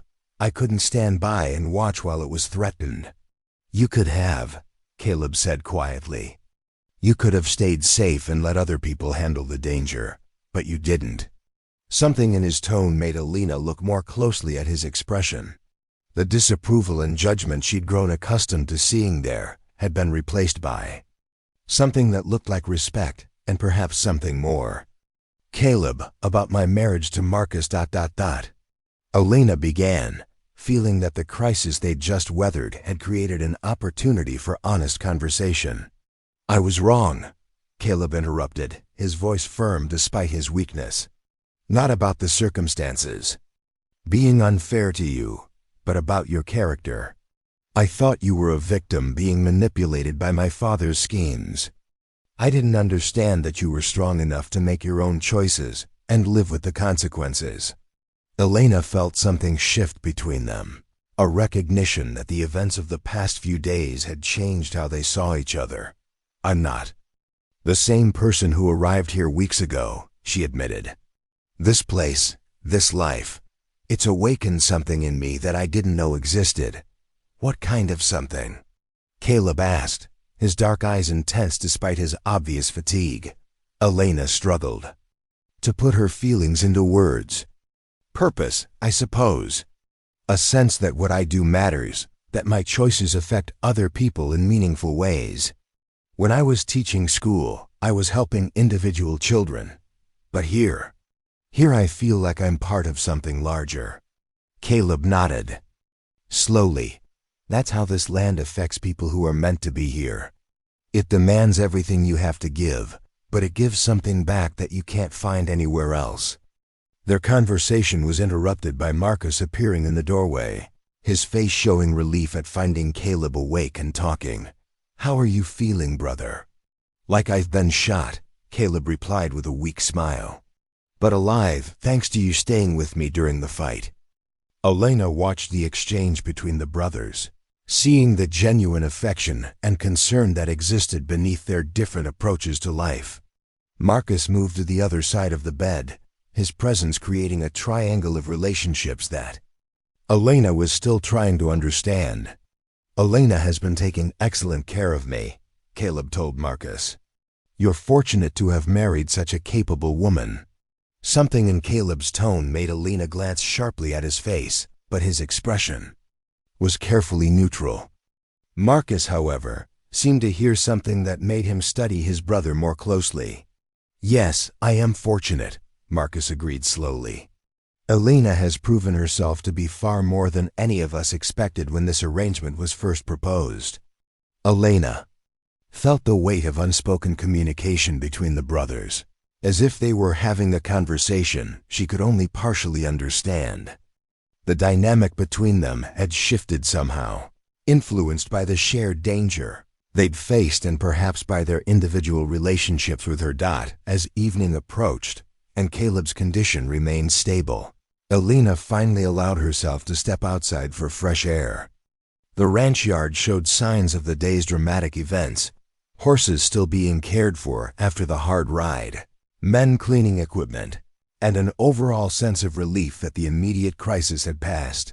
Marcus found her standing by the corral, watching the sunset paint the Montana sky in shades of gold and crimson. "Thank you," he said simply, "for everything you did today. For organizing the help we needed, for caring for Caleb, for being the kind of partner this ranch needs." Elena turned to study her husband's face in the fading light. "Marcus, we need to talk about what happens now. The crisis is over, but the questions about our marriage, about what we want from each other, those haven't been resolved." "I know," Marcus replied quietly. "And I think the events of the past few days have given us both some clarity about what we need to discuss." Before Elena could ask what he meant, Caleb's voice called out from inside the house, weak but insistent. Both Elena and Marcus hurried back to the guest room, where they found Caleb trying to sit up despite Dr. Harrison's strict instructions to remain lying down. "I heard horses," Caleb said, his face pale with the effort of movement. "Multiple riders. Approaching from the east. Could be more trouble." Elena rushed to the window, peering out into the gathering darkness. In the distance, she could make out a group of riders approaching the ranch, their numbers unclear in the fading light. After the day's events, any unexpected visitors represented potential danger. "Should I alert the men?" Marcus asked, moving toward his gun belt. But as the riders drew closer, Elena recognized the lead figure and felt relief wash over her. "It's my father," she said, surprise clear in her voice. "That's Thomas with him, and Dr. Harrison." The arrival of Elena's family at this crucial moment would add yet another layer of complexity to a situation that was already testing everyone's understanding of loyalty, love, and the choices that define a life. As Elena hurried to greet her father and brother, she couldn't help but wonder what news they brought and how their presence would affect the delicate balance of relationships she was still learning to navigate. Elena rushed onto the front porch. As her father's wagon rolled into the ranch yard, her heart constricting at what she saw. Robert Hartwell looked far worse than when she'd left him just weeks ago. His gaunt frame seemed to have shrunk further, and even in the dim light, she could see the gray pallor that spoke of a man fighting a losing battle against time. But it was the expression on Thomas's face that truly alarmed her. Her 17-year-old brother had aged years in the weeks since she'd seen him, carrying the weight of responsibilities too heavy for his young shoulders. His eyes held a desperate quality that made Elena's stomach clench with dread. "Father, what are you doing here?" Elena asked, helping him down from the wagon with Thomas's assistance. "Dr. Harrison said you shouldn't be traveling in your condition." Robert Hartwell managed a weak smile that didn't hide the pain in his eyes. Sometimes a man has to take risks to see his daughter when important matters need discussing. Thomas has been telling me about some disturbing rumors circulating in town. Elena glanced sharply at Thomas, who avoided her gaze. What rumors? People are saying your husband is recovering from his illness, Thomas said quietly. That he might not be dying after all. And there's talk about ... about what that means for you, for our family situation. The implications hit Elena like a physical blow. If word had spread that Marcus was no longer dying, people would naturally question the permanence of their arrangement. Some might even suggest that the marriage had been based on false pretenses, or that Elena was now trapped in a union she'd never truly wanted. Marcus appeared in the doorway behind Elena, his face grave as he took in the scene. Mr. Hartwell, you're welcome here, of course. But you look like you should be in bed, not traveling across rough country in a wagon. I needed to see my daughter, Robert replied, his breathing labored from the effort of speaking. To understand what's happening with her marriage and what it means for all of us. Elena felt the weight of multiple gazes upon her, her father's concerned scrutiny, Thomas's anxious hope, Marcus's careful attention. Behind them, through the open door, she could sense Caleb listening from his bed, though he was supposed to be resting. Let's get you inside and comfortable, Elena said, taking charge of the immediate situation. Then we can discuss whatever concerns you have. As they helped Robert into the house and settled him in Silas's study, Elena found herself caught between relief at seeing her family and anxiety about what their arrival might mean for the delicate balance she'd been trying to maintain. The questions about her marriage that she'd been avoiding would now have to be addressed directly. Silas emerged from his office, his expression showing genuine concern for Robert's condition, along with wariness about the implications of this unexpected visit. Mr. Hartwell, you honor us with your presence, though I wish the circumstances were better. Mr. Bradshaw, Robert acknowledged with a nod. I've come to discuss my daughter's situation. There are questions that need answering and decisions that may need to be made. Elena felt her heart sink as she recognized the direction this conversation was heading. Her father, despite his illness, was still trying to protect her interests, still worrying about whether she was truly secure or merely trapped in a situation beyond her control. What kind of decisions? Marcus asked, his voice carefully neutral. Robert looked directly at Elena before answering. Whether my daughter wishes to remain in this marriage now that the circumstances have changed so dramatically from what we originally agreed to. The question hung in the air like a challenge, forcing Elena to confront the choice she'd been avoiding. Did she want to remain married to Marcus now that their arrangement was no longer temporary? And if not, what alternatives existed for a woman who had already committed herself legally and socially to the Bradshaw family? Father, Elena said carefully, this is hardly the time or place for such discussions. We've just weathered a serious crisis, and Caleb is recovering from gunshot wounds upstairs. Which is precisely why it needs to be discussed now, Robert replied with surprising firmness. Elena, you sacrificed yourself to save our family when you thought it would be a temporary arrangement. But if Marcus is recovering, if he has years of life ahead of him, then you're bound to a marriage you never truly chose. Marcus stepped forward, his expression pained. Mr. Hartwell, I want you to know that Elena is free to make whatever choice she feels is best for her future. I would never hold her to an arrangement she no longer wishes to honor. Elena stared at Marcus in shock. Despite their conversations about building something real together, he was offering her an escape from their marriage.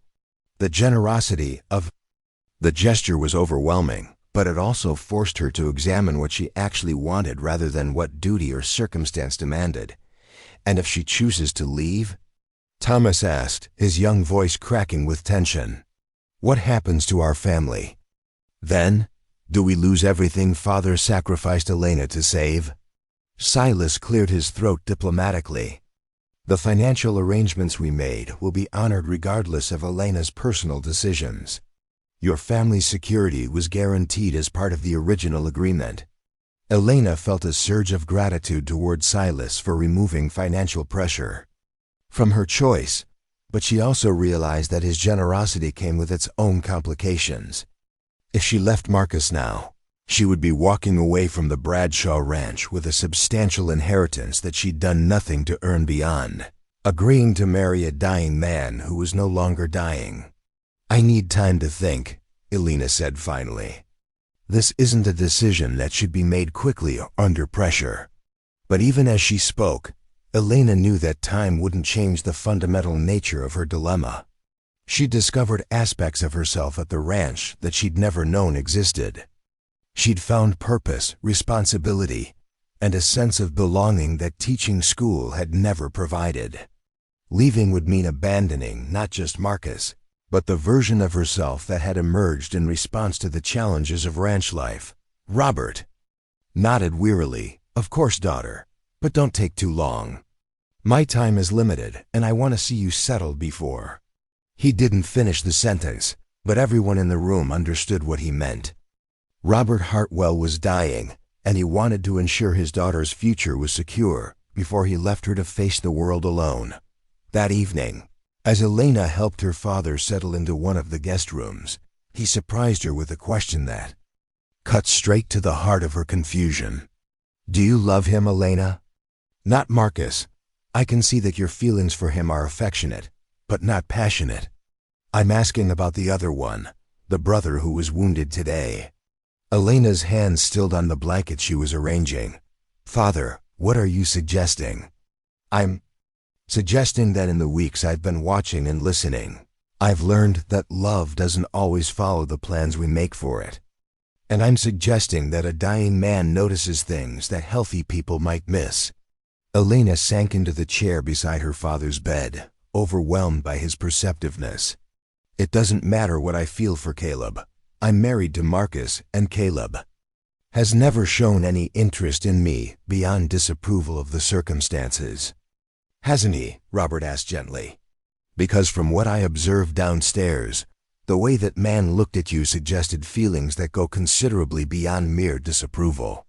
Before Elena could respond, a soft knock at the door interrupted their conversation. Marcus appeared in the doorway, his expression hesitant. "I'm sorry to disturb you, but Elena, Caleb is asking to speak with you. He says it's important." Elena felt her pulse quicken as she made her way to Caleb's room, uncertain what he might want to discuss. She found him propped up in bed, looking stronger than he had that morning, but still pale from blood loss and pain. "Close the door," Caleb said quietly. "We need to talk privately." Elena complied, then took her usual seat beside his bed. "How are you feeling? Do you need more medication?" "For the pain?" "I'm fine," Caleb replied impatiently. "Elena, I heard voices from downstairs. Your father is here about your marriage, isn't he?" Elena nodded, not trusting herself to speak. "And Marcus offered to release you from your obligations. How did you—" Elena began, then stopped. "Yes, he did." Caleb was quiet for a long moment, his dark eyes studying her face with an intensity that made her feel exposed. "What are you going to do?" "I don't know," Elena admitted. "A few weeks ago, the answer would have been simple. I would have taken the opportunity to leave and tried to rebuild the independent life I thought I wanted. But now ... now what?" Elena struggled to find words for feelings she barely understood herself. "Now I'm not sure who I would be if I left this place. The person I've become here, the sense of purpose I've found, the feeling that my actions matter, I don't know if I could find that anywhere else." "And what about love?" Caleb asked quietly. "Does that factor into your decision?" Elena's breath caught at the directness of his question. "What are you asking me, Caleb?" "I'm asking if you love my brother enough to build a real marriage with him, or if you're staying because you're afraid to leave." The question was painful because it forced Elena to acknowledge truth she'd been avoiding. Her feelings for Marcus were genuine but not passionate. She cared about his well-being, enjoyed his company, and respected his character, but she wasn't in love with him in the way that great romances were built. "I care about Marcus deeply," Elena said carefully. "But you're right, it's not the kind of love that sustains a lifetime marriage." "Then you should leave," Caleb said firmly. "Marcus deserves better than a wife who stays with him out of obligation or fear. And you deserve better than a marriage built on anything less than genuine love." Elena stared at Caleb in shock. "You're telling me to leave? After everything that's happened, after the way I've tried to prove myself worthy of being part of this family? I'm telling you to choose what's right for you, regardless of what anyone else wants or expects." Caleb's voice was gentle but resolute. "Elena, you've more than proven your worth. You've shown strength, intelligence, and loyalty that command respect from everyone on this ranch. But that doesn't mean you should sacrifice your chance for real happiness." Elena felt tears threatening as she heard the kindness in Caleb's voice. "And what about you? What do you want?" Caleb was quiet for so long that Elena wondered if he was going to answer. When he finally spoke, his voice was so low. She had to lean forward to hear him. "What I want doesn't matter. You're my brother's wife, and that makes some things impossible, regardless of how I might feel about them." Elena's heart stopped as the implications of his words sank in. "Caleb, are you saying—" "I'm saying that if circumstances were different, if you weren't married to Marcus, I would be asking you to stay for reasons that have nothing to do with duty or obligation." The admission hung between them like a bridge Elena wasn't sure she was brave enough to cross. Caleb had just confirmed what her father had suggested, that his feelings for her went far beyond disapproval of her marriage. "But circumstances aren't different," Elena said softly. "No, they're not. Which is why you need to make your decision based on what's best for you and Marcus, not on what I might wish were possible." Elena stood abruptly, overwhelmed by the emotional weight of the conversation. "I need time to think." "Elena," Caleb called as she reached the door. "Whatever you decide, know that having you here these past weeks it's meant more to me than you know." Elena fled the room before she could respond, her mind reeling from Caleb's unexpected confession. She found herself in the music room, where she sat at the piano without playing, trying to process the impossible situation she found herself in. She was married to a good man who loved her and deserved better than a wife who stayed with him out of obligation. She was attracted to his brother, who had just confessed feelings for her but was too honorable to pursue them while she remained married. And she was being offered the freedom to choose her own path by a family that had every right to expect her to honor her commitments.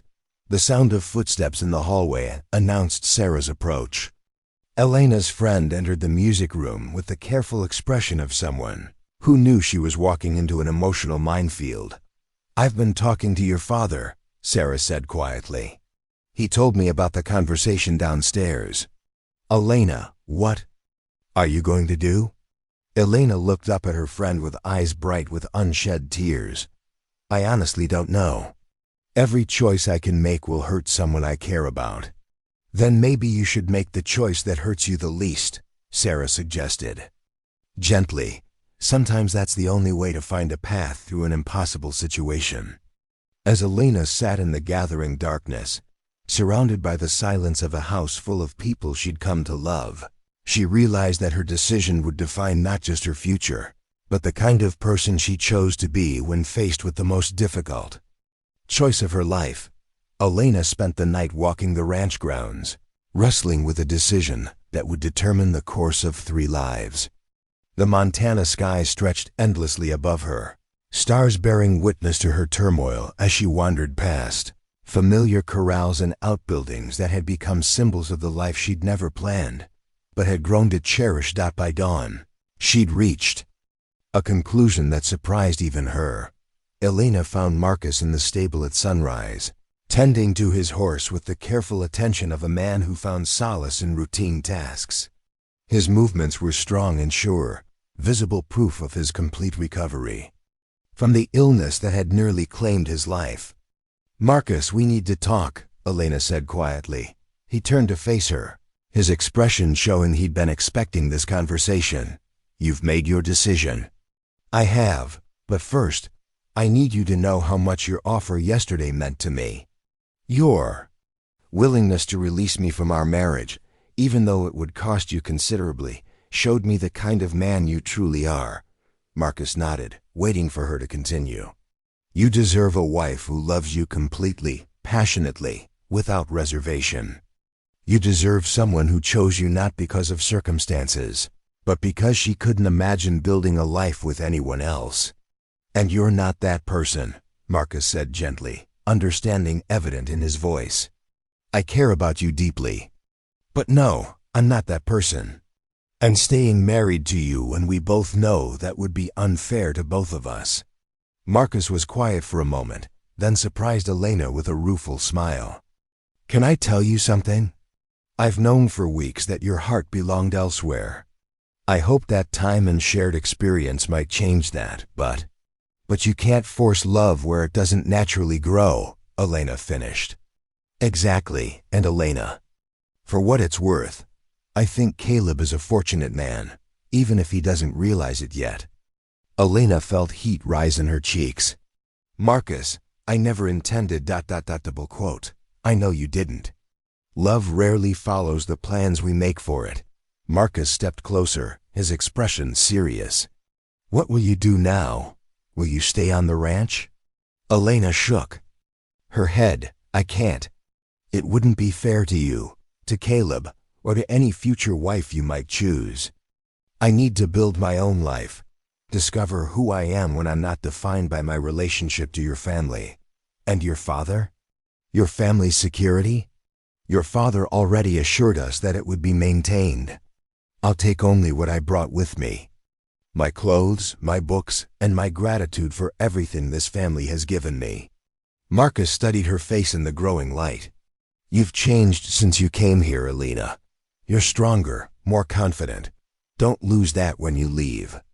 2 hours later, Elena stood before Caleb's bed, her traveling dress a stark reminder that she'd made her choice.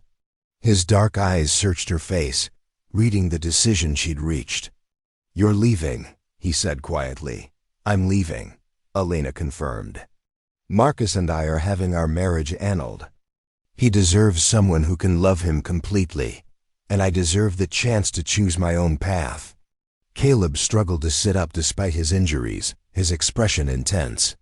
"Elena, if you're doing this because of what I said last night, I'm doing this because it's right. For Marcus, for me, and yes, for you too. Where will you go?" Elena took a deep breath, steadying herself for what she had to say next. "I'm returning to teaching. There's a position available in Denver, at a school for older students. It's the kind of work I always dreamed of doing." "Denver," Caleb repeated, his voice carefully neutral. "Caleb, what happened between us, what we discovered we felt for each other, it was real. But it was also impossible under the circumstances. Maybe someday, when enough time has passed, when the complications of my marriage to Marcus are truly behind us. You're asking me to wait for you," Caleb said, understanding. "Immediately. I'm asking you to live your life and let me live mine. If our paths cross again someday, if circumstances are different." Elena shrugged, not daring to finish the thought. Caleb reached out and took her hand, his grip strong despite his injuries. "Elena Hartwell, you are the most remarkable woman I've ever known. If fate gives us another chance, I won't let it slip away." Elena squeezed his hand once, then gently pulled away. "Take care of yourself, Caleb Bradshaw. And take care of this ranch. It's worthy of everything you give it." The wagon that would carry Elena and her family back to town was loaded and ready when she emerged from the house for the final time. Her father, though weak, had insisted on making the return journey to see her properly settled before his illness claimed him. Silas Bradshaw approached as Elena prepared to leave, his expression showing genuine regret. Mrs. Bradshaw, Elena, I hope you know that you'll always be welcome in our home. What you did for this family, the strength and grace you showed during our crisis, will not be forgotten. Thank you, Mr. Bradshaw, for everything your family has done for mine and for treating me with kindness even when I was essentially a stranger thrust into your lives. As the wagon pulled away from the ranch house, Elena allowed herself one look back at the buildings and landscape that had become home. On the front porch, Marcus raised his hand in farewell, his expression sad but understanding. At an upstairs window, she glimpsed Caleb watching her departure, his face unreadable. At this distance, 6 months later, Elena stood before her class of 20 advanced students in Denver, leading a discussion of Western expansion and its impact on indigenous populations. The work was everything she'd hoped it would be: challenging, meaningful, and intellectually stimulating. She'd found comfortable lodging with a respectable family and had begun building the independent life she'd always envisioned for herself. But sometimes, especially in the evenings when the city noise gave way to relative quiet, she found herself thinking about wind across Montana grassland and the complex, intense man who'd challenged every assumption she'd made about her own capabilities. The letter arrived on a Tuesday in March, carried by a postal service that Elena had learned to both anticipate and dread. Letters from home brought news of her father's peaceful passing in January, of Thomas's success in completing his education, and of her mother's contentment in the modest house the Bradshaw family had provided. But this letter was different. The handwriting was bold and unfamiliar, and the return address made Elena's heart skip a beat. C. Bradshaw, Bradshaw Ranch, Cedar Falls, Montana. She opened it with trembling fingers. Elena, I hope this letter finds you well and happy in your new life. Marcus asked me to write to tell you that our father passed away last month after a brief illness.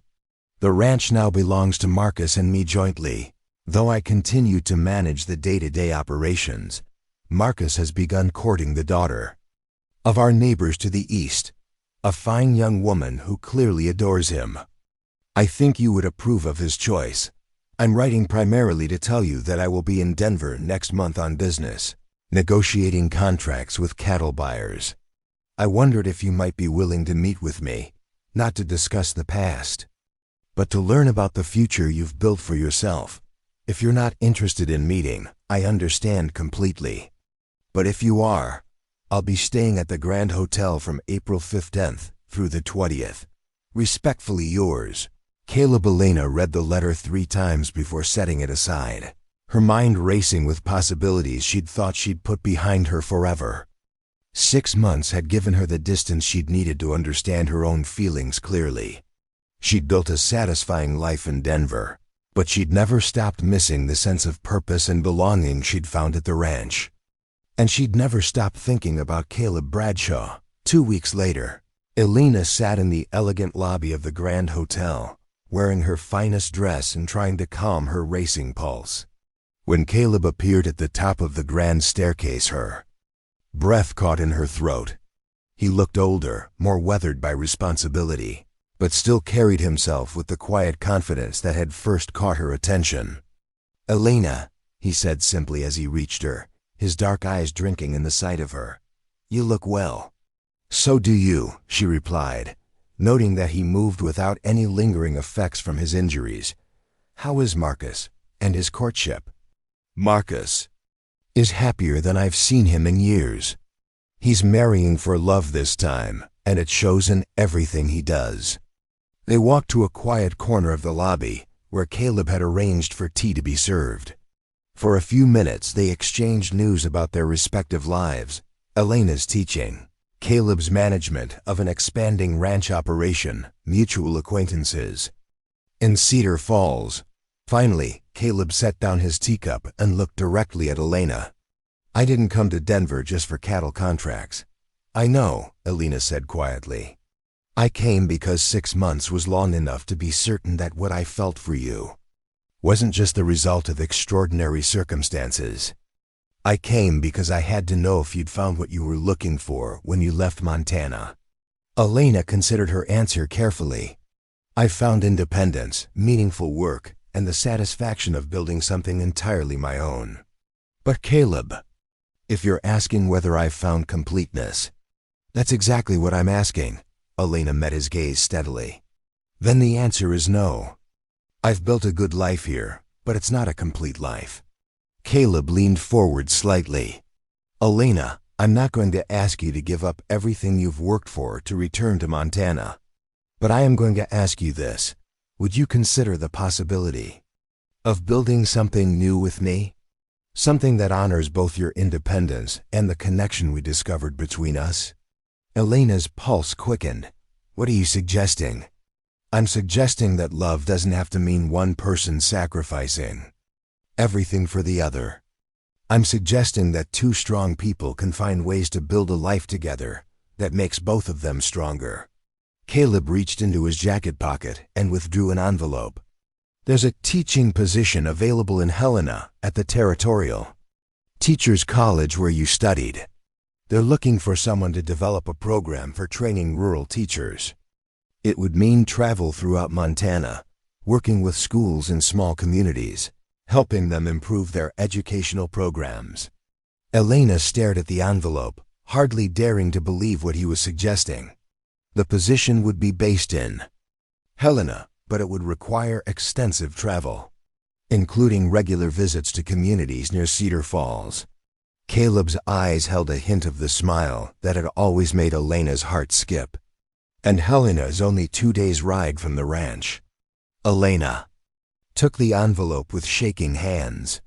"Caleb, are you saying—" "I'm saying that if you're interested in the position, and if you're interested in seeing whether we can build something real together, then I'd like the chance to court you properly, to give you time to be certain of your feelings without pressure from circumstances or family obligations." Elena felt tears threatening as she realized what Caleb was offering her, not just love, but a partnership that would honor both her professional ambitions and their personal connection. "Yes," she said softly, then more firmly, "Yes, Caleb. I would very much like that chance." As Caleb reached across the table to take her hand, Elena thought about the journey that had brought her to this moment. She'd begun as a woman forced to marry a dying man to save her family, but she was ending as someone who'd learned to choose love without sacrificing herself. "You know," Caleb said, his voice warm with affection and promise, "I always knew you were meant for this country. I just had to wait for you to discover it yourself." Elena smiled, feeling for the first time in months that all the pieces of her life were falling into their proper places. "Then I suppose you could say I'm your wife now, or at least I'm going to be." And as the Montana rancher's eyes lit with joy and possibility, Elena knew she'd finally found her way home to the life she was meant to live. Up next, you've got 2 more standout stories right on your screen. If this one hits the mark, you won't want to pass these up. Just click and check them out. And don't forget to subscribe and turn on the notification bell so you don't miss any upload from us.